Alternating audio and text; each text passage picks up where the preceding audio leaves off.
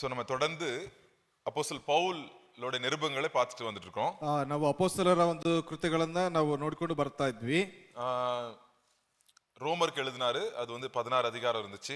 ರೋಮಪುರದವರಿಗೆ ಬರೆಯಲ್ಪಟ್ಟರು, ಅದು 16 ಅಧ್ಯಾಯಗಳಿತ್ತು. அதே போல நம்ம கொரிந்தியு சபைக்கு வந்து ஒரு நிருபம் எழுதினாரு, அது 2 நிருபம் 1 2 நம்ம பார்த்தோம். ಅದೇ ರೀತಿಯಾಗಿ ಕೊರಿಂಥ ಪಟ್ಟಣಕ್ಕೆ ಒಂದು ಪತ್ರಿಕೆಗಳನ್ನು ಬರೆಯಲ್ಪಟ್ಟಿದ್ದಾರೆ, ಅದು 1 ಮತ್ತು 2 ಪತ್ರಿಕೆಗಳಾಗಿ ನಾವು ಗಮನಿಸಲ್ಪಟ್ಟಿದ್ದೇವೆ. அடுத்தது நம்ம கலாத்தியர் பார்த்தோம். கலாத்தியர் வந்து எக்ஸ்பீரியன்ஸ் ஃப்ரீடம், விடுதலை, உண்மையான விடுதலை அனுபவிக்கிறதுனா என்ன அப்படின்றத நம்ம பார்த்தோம். ಗಲಾತ್ಯದವರಿಗೆ ಬರೆದ ಪತ್ರಿಕೆಯಲ್ಲಿ ನಿಜವಾದಂತಹ ಸ್ವಾತಂತ್ರ್ಯದ ಒಂದು ಅನುಭವ ಯಾವ ರೀತಿಯಾಗಿ ಇರ್ತದೆ ಎಂಬುದಾಗಿ ಗಮನಿಸಲ್ಪಟ್ಟಿದ್ದೇವೆ. கடைசியா எபேசியர் பார்த்தோம், எக்ஸ்பீரியன்ஸ் கிரேஸ், கிருபையை எப்படி அனுபவிப்பது அப்படின்னு எபேசியர் புத்தகத்துல பார்த்தோம். ಕೃಪೆಯನ್ನ ಯಾವ ರೀತಿಯಾಗಿ ಅನುಭವಿಸುವಂತದ್ದು ಎಂಬುದಾಗಿ ನಾವು ಎಫೆಸದವರಿಗೆ ಬರೆದ ಪತ್ರಿಕೆಯಲ್ಲಿ ಗಮನಿಸಲ್ಪಟ್ಟಿದ್ದೇವೆ. இன்னைக்கு பிலிப்பியர் புத்தகம் எக்ஸ்பீரியன்ஸ் ஜாய் அப்படின்னா ஒரு மகிழ்ச்சி, கிறிஸ்துவிலே இருக்கிற அந்த மகிழ்ச்சியை எப்படி நம்ம அனுபவிப்பது.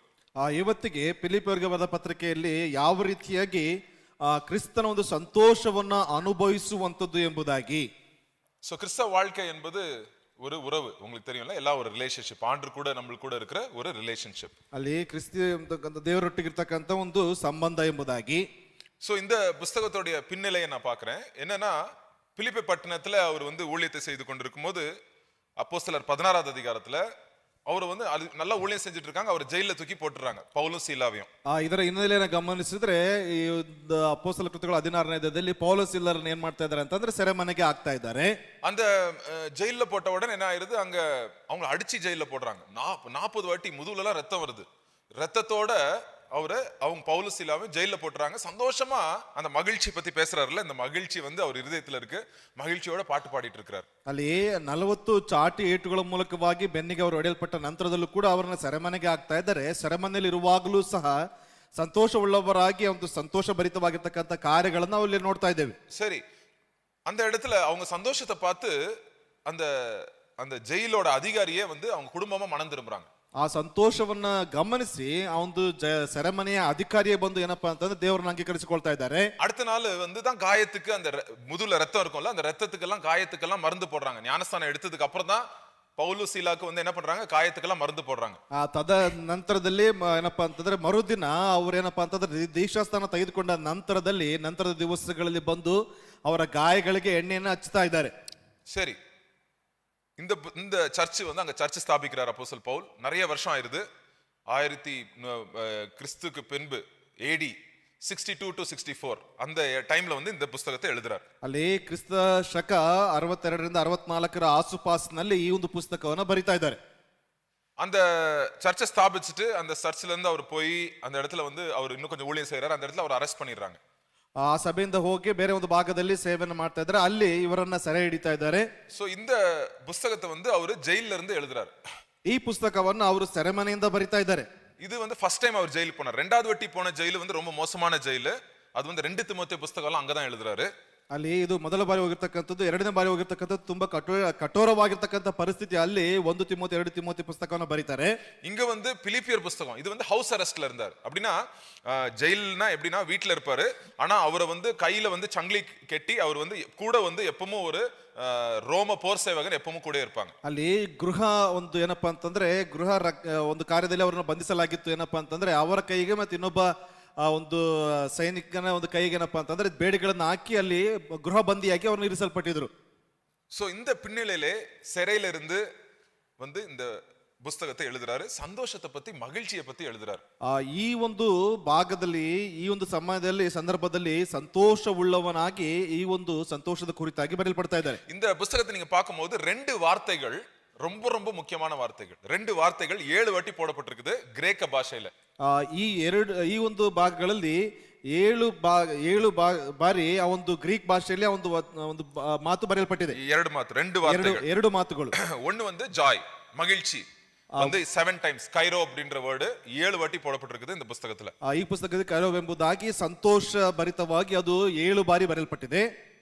சந்தோஷமா இருங்க, சந்தோஷமா இருங்க அப்படின்னு சொல்றார். ಸಂತೋಷವುಳ್ಳವರಾಗಿರಿ ಎಂಬುದಾಗಿ. இன்னொரு ஒரு வேர்டு இருக்கு, அது வந்து பாருங்க தமிழ் எப்படி வரும் தெரியல. 2வது அதிகாரம் 5வது வசனம் பாருங்க. மனத்தாண்மையா கிறிஸ்து இயேசுவிலிருந்து சிந்தையே சிந்தை. உங்களிலும் இருக்க கடவுள். ஆட்டிடியூட் மனத்தாண்மை, சிந்தை. ஆட்டிடியூட்ன்றது வந்து கிரேக்க பாஷையில ಪ್ರೋನಿಯೋ 7 ಟೈಮ್ಸ್ ಇருக்கு, ಅದು 7 ಟೈಮ್ಸ್ ಇருக்கு. ಅಲ್ಲಿ ಮನಸ್ಸು ಕ್ರಿಸ್ತ ಯೇಸುವಿನಲ್ಲಿದ್ದಂತ ಮನಸ್ಸು ಎಂಬುದಾಗಿ ಪ್ರೋನಿ ಎಂಬುದಾಗಿ ಅದು 7 ಬಾರಿ ಈ ಒಂದು ಅಧ್ಯಾಯಗಳಲ್ಲಿ ಕಾಣಿಸಿಕೊಳ್ತದೆ. சோ கஷ்டம் இருக்கும்போது எப்படி சந்தோஷமா இருக்கிறது, ಆ ಕಷ್ಟ ಇರುವಾಗ ಯಾವ ರೀತಿಯಾಗಿ ಸಂತೋಷವುಳ್ಳವರಾಗಿರುವಂತದ್ದು, கஷ்டம் இருக்கும்போது எப்படி யோசிக்கணும், how to think when we are suffering. இந்த ரெண்டு இதுக்கு பதில் வந்து பிலிப்பியர் புத்தகத்துல இருக்கு. ಅಲ್ಲಿ ಕಷ್ಟಗಳು ಬರುವಂತ ಸಮಯದಲ್ಲಿ ಯಾವ ರೀತಿಯಾಗಿ ಚಿಂತಿಸುವಂತದ್ದು ಎಂಬುದಾಗಿ ಎರಡಕ್ಕೂ ಈ ಒಂದು ಪತ್ರಿಕೆಯಲ್ಲಿ ಉತ್ತರವನ್ನು ಬರಿತಾ ಇದ್ದಾರೆ. சரியா? சோ ரொம்ப இம்பார்ட்டன்டான புக். ஏன்னா இங்க வந்து அவர் வந்து ஒரு ஜெயில்ல இருந்து ஒரு கைதியாக எழுதுகிற புத்தகம். ಇದು ಸೆರೆಮನೆಯಾಗಿ ಗೃಹ ಬಂದಿಯಾಗಿ ಬರೆಯಲ್ಪಟ್ಟಿರ್ತಕ್ಕಂಥ ಒಂದು ಪುಸ್ತಕ. நம்ம லைஃப்லயும் நம்ம ஆட்டிடியூட் ரொம்ப முக்கியம். எவ்வளவு கஷ்டம் வந்தாலும் அதை நம்ம எப்படி பார்க்கிறோம், அந்த கஷ்டத்தை எப்படி பார்க்கிறோம், எப்படி அதை பத்தி நினைக்கிறோம், அது ரொம்ப இம்பார்ட்டன்ட். ಅಲ್ಲಿ ಕಷ್ಟಗಳು ಬರುವಾಗ ನಾವು ಅದನ್ನ ಹೇಗೆ ನೋಡ್ತೀವಿ ಅಂತಕ್ಕಂಥದ್ದು ತುಂಬಾ ಮುಖ್ಯವಾದಂತ ಒಂದು ವಿಚಾರ. அருமையான ஒரு உதாரணம் பார்த்தோம். அடிச்சு ஜெயில போடுறாங்க, அந்த இடத்துல இருந்து முணுங்கலாம், ஐயோ ஆண்டவரே ஏன் இப்படி ஆச்சு, எனக்கு ஏன் இப்படி ஆச்சு, என்ன இப்படி பொடிச்சிட்டாங்க அப்படின்னு முணங்குறதை விட்டுட்டு என்ன பண்றாங்க, துதிக்கிறாங்க, ஜெயில இருந்து துதிக்கிறாங்க. எப்படி இது முடியும் அப்போஸ்தலன் பவுலால? ಅಲ್ಲಿ ಗಮನಿಸ್ತೇವೆ 40 ಚಡಿಯೇಟುಗಳನ್ನ ಒಡೆದ ಏನಪ್ಪಾ ತಿಂದ ನಂತರದಲ್ಲೂ ಕೂಡ ಯಾವುದೇ ರೀತಿಯಾಗಿ ಗುಣಗುಟ್ಟುವಿಕೆ ಇಲ್ಲದೆ ಯಾಕೆ ದೇವರು ಹಿಂಗೆ ಎಂಬುದಾಗಿ ಆ ಸಂದರ್ಭದಲ್ಲೂ ಕೂಡ ಯಾವ ರೀತಿಯಾಗಿ ಅವರು ಸಂತೋಷ ಉಳ್ಳವರಾಗಿದ್ದಾರೆ ಎಂಬುದಾಗಿ ಕಾಣ್ತದೆ. சோ இதுல நம்மளுக்கு ஒரு சீக்ரெட் தெரியுது. அப்போஸ்தலன் பவுல் எவ்வளவு கஷ்டத்துல இருந்தாலும் ஏன் இப்படி சந்தோஷமா இருக்கிறாரு, அந்த சீக்ரெட்டை இன்னைக்கு நம்ம தெரிஞ்சுக்க போறோம். ಆ ಒಂದು ಕಷ್ಟಗಳನ್ನ ಅನುಭವಿಸುವಂತ ಸಮಯದಲ್ಲೂ ಕೂಡ ಹೇಗೆ ಅಪೊಸ್ತಲನಾದಂತ ಪೌಲನು ಸಂತೋಷ ಉಳ್ಳವನಾಗಿದ್ನು ಎಂಬುದಾಗಿ ನಾವು ಕಂಡುಕೊಳ್ತೇವೆ. இப்ப பாருங்க, அவர் ஜெயில இருக்கிறாரு. ಇಲ್ಲಿ ಗಮನಿಸ್ರಿ, ಸೆರೆಮನೆಯಲ್ಲಿದ್ದಾನೆ. என்ன வேணா ஆகலாம் லைஃபுக்கு. ಆ ಲೈಫ್ಗೆ ಏನ್ ಬೇಕಾದ್ರೂ ಆಗಬಹುದು. ஒருவேளை விடுதலை ஆகலாம், ಒಂದು ವೇಳೆ ಬಿಡುಗಡೆ ಆಗಬಹುದು, இல்லாட்டி மரண தண்டனை போயிடலாம்.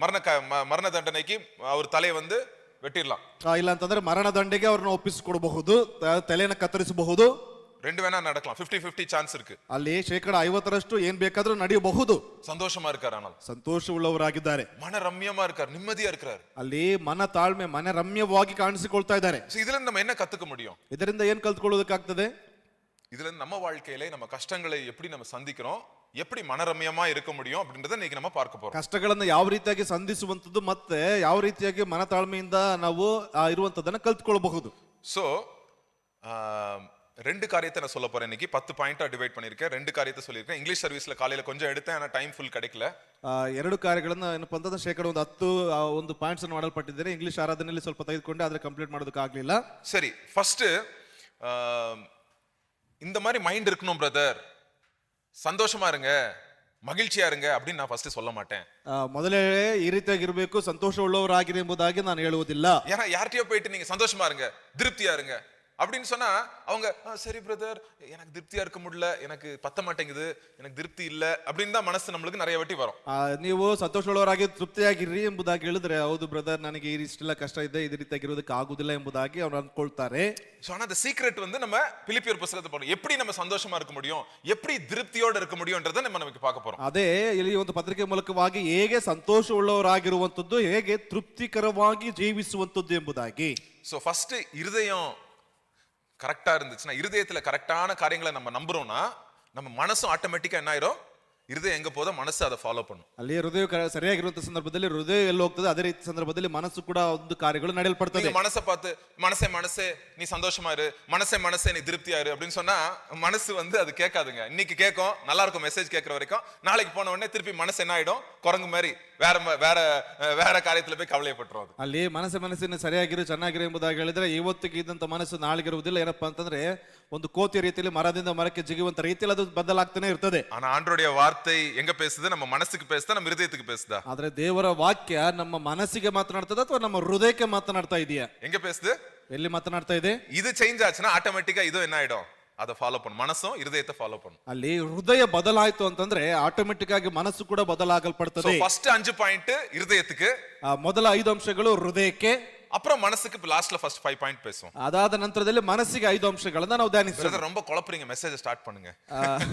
ತುಂಬಾ ಗಲಿಬಿಲಿಯನ್ನು ಉಂಟು ಮಾಡ್ತಾ ಇದ್ರಿ, ಮೊದಲು ಸ್ಟಾರ್ಟ್ ಮಾಡಿ. ಫಸ್ಟ್ ಹೃದಯಕ್ಕೆ 5 ಪಾಯಿಂಟ್. ಮೊದಲು ಹೃದಯಕ್ಕೆ 5 ಅಂಶಗಳು. இதான் the 5 secrets. ஏன் அப்போஸ்தலன் பவுலால வேதனையின் மத்தியிலே, கண்ணீர் மத்தியிலே சந்தோஷமா இருக்க முடியுது? ಫಸ್ಟ್ ಕಾರಣ. ಈ 5 ರಹಸ್ಯಗಳು ಏನಪ್ಪಾ ಅಂತಂದ್ರೆ, ಯಾಕೆ ಈ ಕಷ್ಟ ಅಥವಾ ಕಣ್ಣೀರಿನ ನಡುವೆ ಸಹ ಆತನು ಸಂತೋಷ ಉಳ್ಳವನಾಗಿ ಕಾಣಲ್ಪಟ್ಟನು. கிறிஸ்தவன் தோக்கவே முடியாதுங்க. ಒಬ್ಬ ಕ್ರೈಸ್ತನನ್ನ ಸೋಲಿಸುವುದಕ್ಕೆ ಆಗುವುದಿಲ್ಲ. இல்ல சோலே இல்ல. ಸೋಲೆ ಇಲ್ಲ. கிறிஸ்தனுக்கு தோல்வியே இல்லைங்க. ಒಬ್ಬ ಕ್ರೈಸ್ತನಿಗೆ ಸೋಲೆ ಇಲ್ಲ. படிப்புமா முதலாவது அதிகாரம் 20வது வசனம். ಮೊದಲ ಅಧ್ಯಾಯ 20ನೇ ವಚನ. நான் ஒன்றிலும் வெட்கப்பட்டு போகாமல் எப்பொழுதும் போல இப்பொழுதும் மிகுந்த தைரியத்தோடே ஜீவனாலாகிலும் சாவினால் ஆகிலும் கிறிஸ்து என் சரீரத்தினாலே மகிமைப்படுவார் என்று எனக்கு உண்டாயிருக்கிற வாஞ்சைக்கும் நம்பிக்கைக்கும் தக்கதாய் அப்படி முடியும். பாருங்க, அவரு என் வாழ்க்கையில நான் செத்தாலும் பரவாயில்ல, நான் உயிரோட இருந்தாலும் பரவாயில்ல, நான் வெக்கப்பட மாட்டேன் அப்படின்னு சொல்றார். ಅಲ್ಲಿ ಆತನ ಏನ್ ಹೇಳ್ತಾ ಇದ್ದಾನೆ ಅಂತಂದ್ರೆ, ನಾನು ಸತ್ರು ಕೂಡ ಪರವಾಗಿಲ್ಲ, ಬದುಕಿದ್ರು ಕೂಡ ಪರವಾಗಿಲ್ಲ ಎಂಬುದಾಗಿ ಆತನ ಹೇಳ್ತಾ ಇದ್ದಾನೆ. போன வாரம் தமிழ் சர்வீஸ்ல இந்த கேள்வி கேட்டேன். 21வது வசனம் படிங்க. இந்த क्वेश्चन கேட்டேன் போன வாரம் தமிழ் சர்வீஸ்ல. ಕಳೆದ ವಾರ ತಮಿಳ್ ಸರ್ವಿಸ್ ನಲ್ಲಿ ಈ ಒಂದು 21ನೇ ವಚನದ ಒಂದು ಪ್ರಶ್ನೆಯನ್ನು ಕೇಳಲ್ಪಟ್ಟೆ. படிங்க 21. கிறிஸ்து எனக்கு ஜீவன், கிறிஸ்து எனக்கு ஜீவன், சாவு எனக்கு ஆதாயம். சாவு எனக்கு ஆதாயம். கிறிஸ்து எனக்கு ஜீவன், சாவு எனக்கு ஆதாயம். ಅಲ್ಲಿ ಕ್ರಿಸ್ತ ನನಗೆಂತಂದ್ರು ಬದುಕುವುದು ಕ್ರಿಸ್ತನೇ, ಸಾಯುವುದು ಲಾಭವೇ. என்னடா இது? இது சும்மா ஒரு எக்ஸாம்பிளோட சொல்றேன். ஓகே, 20 ரூபாய் காயின் இருக்குது, டாஸ் போட போறேன். 20 ರೂಪಾಯಿ ಕಾಯಿನ್ ಇದೆ, ಟಾಸ್ ಹಾಕೋದಕ್ಕಿದ್ದೇನೆ. சரியா? ஹெட்ஸா டைல்ஸா சொல்ல போறீங்க? ಎಡ್ಡ ಟೈಲ್ ಎಂಬುದಾಗಿ ಹೇಳೋದಕ್ಕಿದ್ದೀರಿ. சரியா? ஓகே. என்னது? Correct, heads. Okay, head head. நீங்க தான் ஜெயிச்சீங்க. ಹೆಡ್ ಹಾಕಿದ್ದೆ, ನೀವೇ ವಿನ್ ಆಗಿದ್ದೀರಿ. இன்னொரு டாஸ் போட போறேன். சொல்லுங்க. டைல்ஸ். ಟೈಲ್ಸ್. டெய்ல்ஸ்னால நீங்க தான் வின் ஆனீங்க. இதாங்க கிறிஸ்தவ வாழ்க்கை. ஹெட்ஸ் போட்டாலும் நம்ம தான் வின்னு, டெய்ல்ஸ் போட்டாலும் நம்ம தான் வின்னுங்க. ಅಲ್ಲಿ ಹೆಡ್ ಬಿದ್ರು ಕೂಡ ನಾವೇ ಜಯಶಾಲಿಗಳು, ಟೈಲ್ಸ್ ಬಿದ್ರು ಕೂಡ ನಾವೇ ಜಯಶಾಲಿಗಳು. அதான் இங்க பவுல் சொல்றாரு, வாழ்ந்தாலும் கிறிஸ்து எனக்கு ஜீவன், ஹெட்ஸ், சாவு எனக்கு ஆதாயம். அதுவும் ஜெயம் தான், ஆண்டு கூட இருக்கிறது தான். ಅಲ್ಲಿ ಬದುಕುವುದೆಂದರೂ ಕ್ರಿಸ್ತನೇ, ಸಾಯುವುದು ನನಗೆ ಲಾಭವೇ, ಎರಡು ಕೂಡ ಕ್ರಿಸ್ತನೊಂದಿಗೆ ಇರುವಂತದ್ದೇ ಎಂಬುದಾಗಿ. சோ கிறிஸ்தவனுக்கு தோல்வியே இல்ல. ಕ್ರೈಸ್ತನಿಗೆ ಸೋಲೆ ಇಲ್ಲ. ஏன்னா இங்க வாழ்ந்தாலும் ஏசப்பாக்காக தான் வாழ போறோம், ಜೀವಿಸಿದ್ರು ಕೂಡ ಯೇಸುವಿಗಾಗಿ ಜೀವಿಸ್ತೀವಿ, செத்தாலும் ஏசப்பா கூட தான் இருக்க போறோம், ಸತ್ರು ಕೂಡ ಯೇಸುವಿನ ಜೊತೆಲೇ ಇರ್ತೀವಿ. சோ ஹெட்ஸோ டைல்ஸோ நம்மளுக்கு என்னது, அது முக்கியம் இல்ல நம்மளுக்கு. ಹೆಡ್ ಆಗಿರ್ಬೋದು, ಟೈಲ್ಸ್ ಆಗಿರ್ಬೋದು, ಅದು ನಮಗೆ ಮುಖ್ಯ ಅಲ್ಲ. இதான் அவருடைய இருதயத்தின் ஆழத்துல இருந்த நம்பிக்கை. அப்போஸ்தலன் பவுல் இருதயத்தின் ஆழத்துல இருந்த நம்பிக்கை. ಇದೇ ಅಪೊಸ್ತಲನ ಹೃದಯದ ಆಳದಲ್ಲಿ ಕಾಣಲ್ಪಟ್ಟಂತ ಒಂದು ನಂಬಿಕೆ. சோ இதான் நம்ம இதெல்லாம் இந்த 5 சீக்ரெட் தெரிஞ்சுக்க போறோம். அதுல ஃபர்ஸ்ட் சீக்ரெட் இதான். ಆ 5 ರಹಸ್ಯಗಳಲ್ಲಿ ಮೊದಲನೇ ರಹಸ್ಯ ಇದೇನೆ. அவருக்கு சொல்றாரு, நான் எனக்கு ஆண்டவர் ஏசப்பா கிட்ட போறதுக்கு எனக்கு ஆசையா இருக்குது, ಯೇಸುವಿನ ಬಳಿಗೆ ಹೋಗೋದಕ್ಕೆ ನನಗೆ ಆಸೆ ಇದೆ. 22 21 ವಚನ நீங்க படிக்க முடியாது, டைம் இல்ல எனக்கு. 22 23 நீங்க பாத்துங்க. 22 23ನೇ ವಚನವನ್ನು ನೀವು ಹೋಗಿ ಓದಿ ನೋಡ್ರಿ. எனக்கு ஏசப்பா கிட்ட போறதுக்கு ஆசையா இருக்குது, ಯೇಸುವಿನ ಬಳಿಗೆ ಹೋಗೋದಕ್ಕೆ ನನಗೆ ಆಸೆ ಇದೆ. பட் ஆனாலும் ஏசப்பா எனக்கு ஜீவன் கொடுத்தா உங்களுக்கு நான் என்ன பண்ணுவேன், இத மாதிரி லெட்டர் அனுப்பிட்டு இருப்பேன், உங்களுக்காக நான் இதான் ஊழியம் செஞ்சுட்டு இருப்பேன். ಆದ್ರೆ ಯೇಸು ಕ್ರಿಸ್ತ ನನಗೆ ಜೀವ ಕೊಟ್ರೆ ಈ ರೀತಿಯಾಗಿರ್ತಕ್ಕಂಥ ಪತ್ರಗಳನ್ನ ನಿಮಗಾಗಿ ಏನಾದ್ರೂ ನಾನು ಬರಿತಾ ಇರ್ತೀನಿ. சோ நான் வாழ்ந்தாலும் இயேசுவுக்காக தான், மரித்தாலும் இயேசுவுக்காக தான். ಅಲ್ಲಿ ಬದುಕಿದರೂ ಕ್ರಿಸ್ತನಿಗಾಗಿಯೇ, ಸತ್ತರೂ ಕ್ರಿಸ್ತನಿಗಾಗಿ. சோ இப்படி ஒரு யோசனை நம்ம இருதயத்துல ஆழமா நம்ம இருதயத்துல நம்ம நினைக்கிறோம். நாங்க வாழ்க்கையில வர்ற கஷ்டத்தெல்லாம் நம்ம சந்தோஷமா சந்திப்போங்க. ಈ ರೀತಿಯಾಗಿರ್ತಕ್ಕಂಥ ಆಲೋಚನೆಗಳನ್ನು ನಾವು ಮಾಡುವಾಗ ಜೀವನದಲ್ಲಿ ಬರುವಂತ ಕಷ್ಟಗಳನ್ನೆಲ್ಲ ನಾವು ಸಂತೋಷವಾಗಿ ತೆಗೆದುಕೊಳ್ತೇವೆ. பிரச்சனைகள், சின்ன பிரச்சனைகள் மலை போல நம்ம நினைக்க மாட்டோம். ಆ ಚಿಕ್ಕ ಸಮಸ್ಯೆಗಳನ್ನ ದೊಡ್ಡ ಬೆಟ್ಟದ ರೀತಿಯಲ್ಲಿ ನಾವು ಅಂದುಕೊಳ್ಳುವುದಿಲ್ಲ. சின்ன சின்ன காரியங்கள், கோபங்கள், கவலைகளை நம்ம பெருசாக்க மாட்டோம். நம்ம ಆ ಚಿಕ್ಕ ಚಿಕ್ಕ ಒಂದು ಕೋಪ ಆಗಿರಬಹುದು ಅಥವಾ ಚಿಂತೆ ಗಲಿಬಿಲಿಗಳನ್ನ ಏನಪ್ಪಾ ಅಂತಂದ್ರೆ ದೊಡ್ಡದಾಗಿ ನಾವು ಪರಿಗಣಿಸಿಕೊಳ್ಳುವುದಿಲ್ಲ. சரி, அந்த 5 காரியத்தை பார்க்க போறோம். கிறிஸ்தவனுக்கு தோல்வியே இல்ல. ஏன் தோல்வி இல்லனா, நம்பர் 1, ಕ್ರೈಸ್ತನಿಗೆ ಸೋಲು ಇಲ್ಲ. ಯಾಕೆ ಅಂತಂದ್ರೆ ಮೊದಲನೇ ಒಂದು ರಹಸ್ಯ, முதலாவது அதிகாரம் 6வது வசனத்துல பாருங்க. ಮೊದಲನೇ ಅಧ್ಯಾಯ 6ನೇ ವಚನ. நான் உங்களை நினைக்கிற பொழுதெல்லாம் என் தேவனை ஸ்தோத்திரிக்கிறேன், என் கட்டுகளிலும் நான் சுவிசேஷத்திற்காக அது இல்ல, தமிழ்ல வேற இடத்துல இருக்குன்னு நினைக்கிறேன். God who started the good work will complete. தமிழ்ல 5வது, இங்கிலீஷ்ல 6வது. உங்களில் நற்கிரியையை தொடங்கினவர் அதை இயேசு கிறிஸ்துவின் நாள் பரியந்தம் முடிய நடத்தி வருவார் என்று நம்பி நான் உங்களை நினைக்கிற பொழுதெல்லாம் என் தேவனை ஸ்தோத்திரிக்கிறேன். ஓகே, பாருங்க, அவர் என்ன நம்புறாருன்னா, நம்பர் 1 சீக்ரெட் என்னன்னா, உங்களுக்குள்ள ஆண்டவர் என்ன பண்ணாரா, ஆரம்பிச்சதை நான் என்ன பண்ண போறேன், உங்க லைஃப்ல ஆரம்பிச்சதை நான் என்ன பண்ண போறேன், நான் நிறைவேற்றுவேன், முடிப்பேன் அப்படின்னு ஆண்டவர் சொல்றார். ದೇವರು ಹೇಳ್ತಾ ಇದ್ದಾರೆ, ನಿಮ್ಮ ಜೀವನದಲ್ಲಿ ಪ್ರಾರಂಭ ಮಾಡಿರ್ತಕ್ಕಂಥದ್ದನ್ನ ನಾನು ಅದನ್ನ ಪೂರ್ಣಗೊಳಿಸುತ್ತೇನೆ. அதை நீங்க நம்புறீங்களா? ಅದನ್ನ ನೀವು ನಂಬ್ತಿದ್ದೀರಾ? நீங்களே கிறிஸ்டியன் ஆயிட்டீங்களா? இல்ல. ನೀವೇ ಕ್ರೈಸ್ತರಾಗಿದ್ದೀರಾ? இல்ல. ஆண்டவர் உங்களுக்குள்ள வந்தார். ದೇವರು ನಿಮ್ಮೊಳಗೆ ಬಂದಿದ್ದಾರೆ. உங்க வாழ்க்கை அப்படியே மாத்திட்டார். உங்க டர்ன் எங்கேயோ போயிட்டு இருந்தீங்க, டக்குன்னு ஆண்டவர் மாத்திட்டார் வழிய. ನೀವು ಯಾವುದೋ ಮಾರ್ಗವಾಗಿ ಹೋಗ್ತಾ ಇದ್ರೆ ಆದ್ರೆ ದೇವರು ನಿಮ್ಮ ಮಾರ್ಗವನ್ನ ಬದಲಾಯಿಸಲ್ಪಟ್ಟಿದ್ದಾರೆ. எதையோ நம்பிட்டு இருந்தீங்க, ಏನೇನೋ ನಂಬ್ಕೊಂಡಿದ್ರಿ, எது மேலயோ ஆசை வச்சிருந்தீங்க, ಯಾವ್ದಾದ್ರ ಮೇಲೆ ಆಸೆನ ಇಟ್ಕೊಂಡಿದ್ರಿ, டக்குன்னு ஆண்டவர் இருதயத்தை அப்படியே மாத்தினார். ತಕ್ಷಣವಾಗಿ ದೇವರು ಹೃದಯವನ್ನ உங்க ಬದಲಾಯಿಸಿದ್ದಾರೆ, வழிய மாத்திட்டாரு, ನಿಮ್ಮ ಮಾರ್ಗವನ್ನ உங்க ಬದಲಾಯಿಸಿದ್ದಾರೆ, ஆசைகளை மாத்திட்டாரு. ನಿಮ್ಮ ಆಸೆಗಳನ್ನ ಬದಲಾಯಿಸಿದ್ದಾರೆ. என்ன பண்றாரு ஆண்டவர்? ஒரு புது சாப்டர் உங்க லைஃப்ல ஓபன் பண்ணார். புது புத்தகத்தை, ஒரு ஃபர்ஸ்ட் சாப்டர் ஆண்டவர் எழுத ஸ்டார்ட் பண்ணார். ನಿಮ್ಮ ಜೀವನದಲ್ಲಿ ನೂತನವಾದಂತಹ ಅಧ್ಯಾಯವನ್ನ ದೇವರು ಬರೆಯೋದಕ್ಕೆ ಪ್ರಾರಂಭಿಸ್ತಾ ಇದ್ದಾರೆ. ரெண்டாவது அதிகாரம் எழுதுறாரு, மூணாவது அதிகாரம் உங்க வாழ்க்கையின் மூணாவது அதிகாரம், நாலாவது அதிகாரத்தை ஆண்டவர் எழுதிட்டே இருக்கிறார். ಎರಡನೇ ಅಧ್ಯಾಯ, ಮೂರನೇ ಅಧ್ಯಾಯ, ನಿಮ್ಮ ಜೀವನದ 3-4 ಅಧ್ಯಾಯಗಳನ್ನ ದೇವರು ಬರಿತಾನೇ ಇದ್ದಾರೆ. இப்ப சடனா ஆண்டவர் வந்து ஐயோ எனக்கு டயர்ட் ஆயிடுச்சு, சரி இந்த புக்கு தீபு பிரதர் லைஃபோட புக்கை நான் எழுத மாட்டேன், நான் விட்டுரு அப்படி சொல்லுவாரா ஆண்டவர்? அப்படி ದೇವರು ಏನಪ್ಪಾ ಅಂತಂದ್ರೆ ದೀಪ ಸಹೋದರರ ಒಂದು ಪುಸ್ತಕವನ್ನು ಬರೆದಕ್ಕೆ ನನಗೆ ಏನಪ್ಪಾ ಅಂತಂದ್ರೆ ಸುಸ್ತಾಗ್ತಾ ಇದೆ, ಮುಗಿಸ್ಬಿಡ್ತೀನಿ ಎಂಬುದಾಗಿ ಅಂತಾರ ಅನ್ನೋದಿಲ್ಲ. ಕಂಪ್ಲೀಟ್ அந்த புக் எல்லா சாப்டரும் ஆண்டவர் வந்து என்ன பண்ணுவார் நம்ம லைஃப்ல எழுதுவார். ಪರಿಪೂರ್ಣವಾಗಿ ಪ್ರತಿಯೊಂದು ಅಧ್ಯಾಯಗಳನ್ನ ದೇವರು ಬರೆಯುವಂತವನಾಗಿರ್ತಾನೆ. சோ உங்க லைஃப்லயும் அப்படிதான். ನಿಮ್ಮ ಜೀವನದಲ್ಲೂ ಅದೇನೆ. ஆண்டவர் என் லைஃப்ல ஏதோ ஸ்டார்ட் பண்ணிருக்காரு, ದೇವರು ನಿಮ್ಮ ಜೀವಿತದ ಏನೋ ಪ್ರಾರಂಭ ಮಾಡಿದ್ದಾರೆ, அதை முடிப்பாரு, ಅದನ್ನ ಮುಗಿಸುತ್ತಾರೆ. இதை நம்ம நம்பணும், இருதயத்துல நம்ம நம்பணும். ಇದನ್ನ ಹೃದಯದಲ್ಲಿ ನಾವು ನಂಬಲ್ಪಡಬೇಕು. பவுல் நம்பினாரு, ಪೌಲ ನಂಬಿದ್ದಾನೆ. இப்ப புரியுதா ஏன் அவர் சீக்ரெட்? அது ஒரு சீக்ரெட். ஏன்னா ஆண்டவர் ஆரம்பிச்சதை என் வாழ்க்கையில அவர் என்ன பண்ணுவாரு, பரிபூர்ணமா முடிப்பாருன்னு இருதயத்தின் ஆழத்துல அவர் நம்பினாருங்க. ಆ ಹೃದಯದ ಅಂತರಾಳದಿಂದ ಅವರು ನಂಬಲ್ಪಟ್ರು. ಏನಂತಂದ್ರೆ ದೇವರು ಪ್ರಾರಂಭಿಸಿದ್ದಾನೆ, ಅದನ್ನ ದೇವರು ಖಂಡಿತವಾಗಿ ಅದನ್ನು ಮುಗಿಸಲ್ಪಡ್ತಾರೆ ಎಂಬುದಾಗಿ. ஸ்பீடா போறேன், ஏன்னா நம்ம 1 ஹவர்ல ஃபுல் புக் கவர் பண்ணனும், கொஞ்சம் கஷ்டம். சோ ரெண்டாவது பாயிண்ட் நம்ம போவோம். ಇದು ಏನಪ್ಪಾ ಅಂದ್ರೆ 1 ಅವರ್ ಎಲ್ಲ ಮುಗಿಸಬೇಕು, ಸ್ವಲ್ಪ ವೇಗವಾಗಿ ಹೋಗ್ತೇನೆ. அடுத்தது ಮೊದಲ பாயிண்ட் ஆயிருச்சு, ஆண்டவர் ஆரம்பிச்சதை முடிப்பாரு. ரெண்டாவது அதிகாரம் 13வது வசனத்துல பாருங்க. ಎರಡನೇದಾಗಿ 2ನೇ ಅಧ್ಯಾಯ 13ನೇ ವಚನ. ஏனெனில் தேவனே தம்முடைய தயவுள்ள சித்தத்தின்படி விருப்பத்தையும் செய்கையையும் உங்களில் உண்டாக்குகிறவராய் இருக்கிறார். பாருங்க, ஆண்டவர் என்ன பண்றாராம், நம்மளுக்குள்ள என்ன பண்றாராம், கிரியை செய்யறாருன்னு போட்டிருக்கா தமிழ்ல, இல்லையா? இங்கிலீஷ்ல உண்டாக்குகிறவர். God is working in you.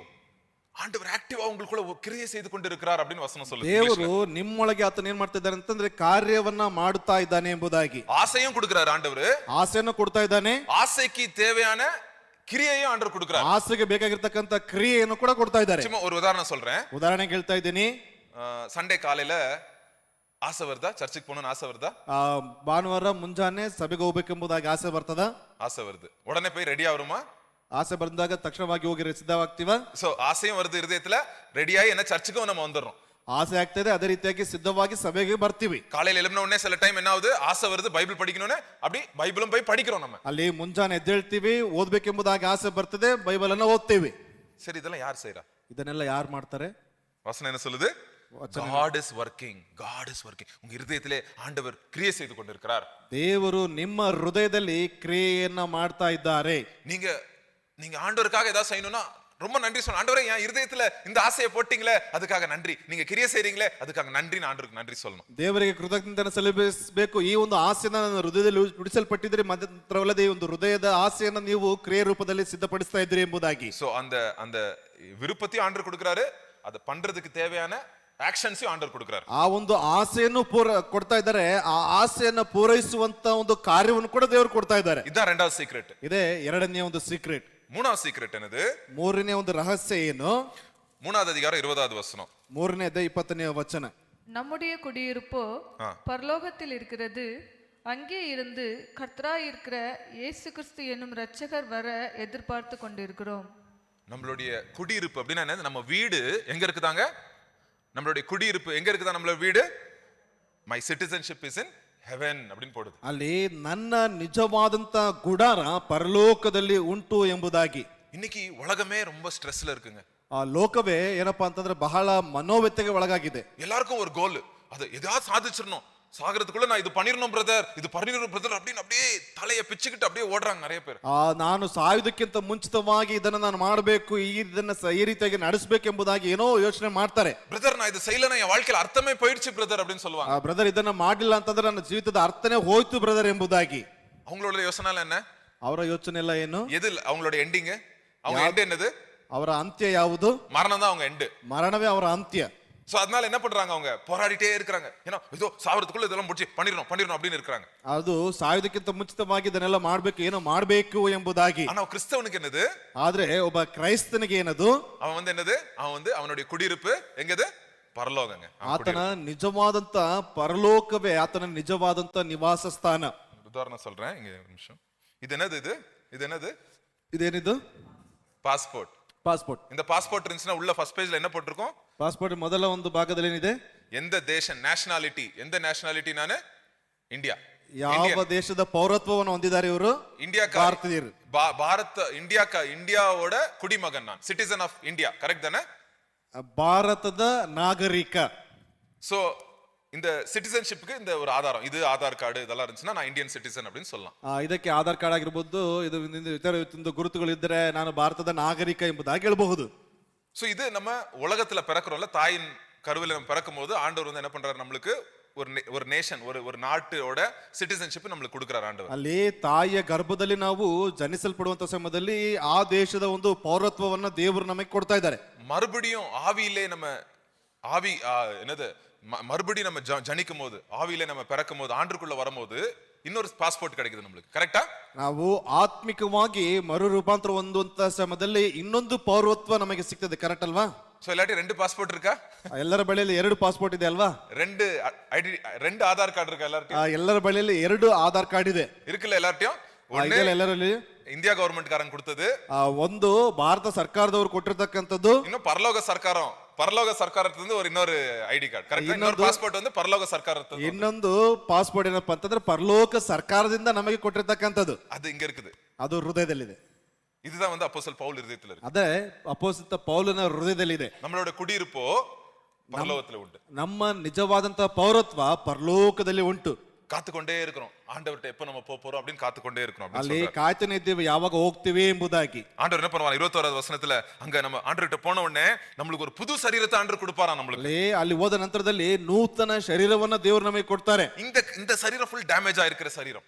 ಇದೆಲ್ಲ ಏನಪ್ಪಾ ಅಂತಂದ್ರೆ ಡ್ಯಾಮೇಜ್ ಆಗಿರ್ತಕ್ಕಂಥ ಒಂದು ಶರೀರ. யாரோட சரீரம் பர்ஃபெக்ட்டா இருக்குங்க? கொஞ்சம் கை தூக்குங்க. ಯಾರ ಶರೀರ ಎಲ್ಲ ಪರಿಪೂರ್ಣವಾಗಿದೆ? ಯಾರ್ದಾದ್ರು இருக்குதா? ಕೈ ತೂಕುங்க. நான் வந்து கொஞ்சம் விசாரிக்கணும்.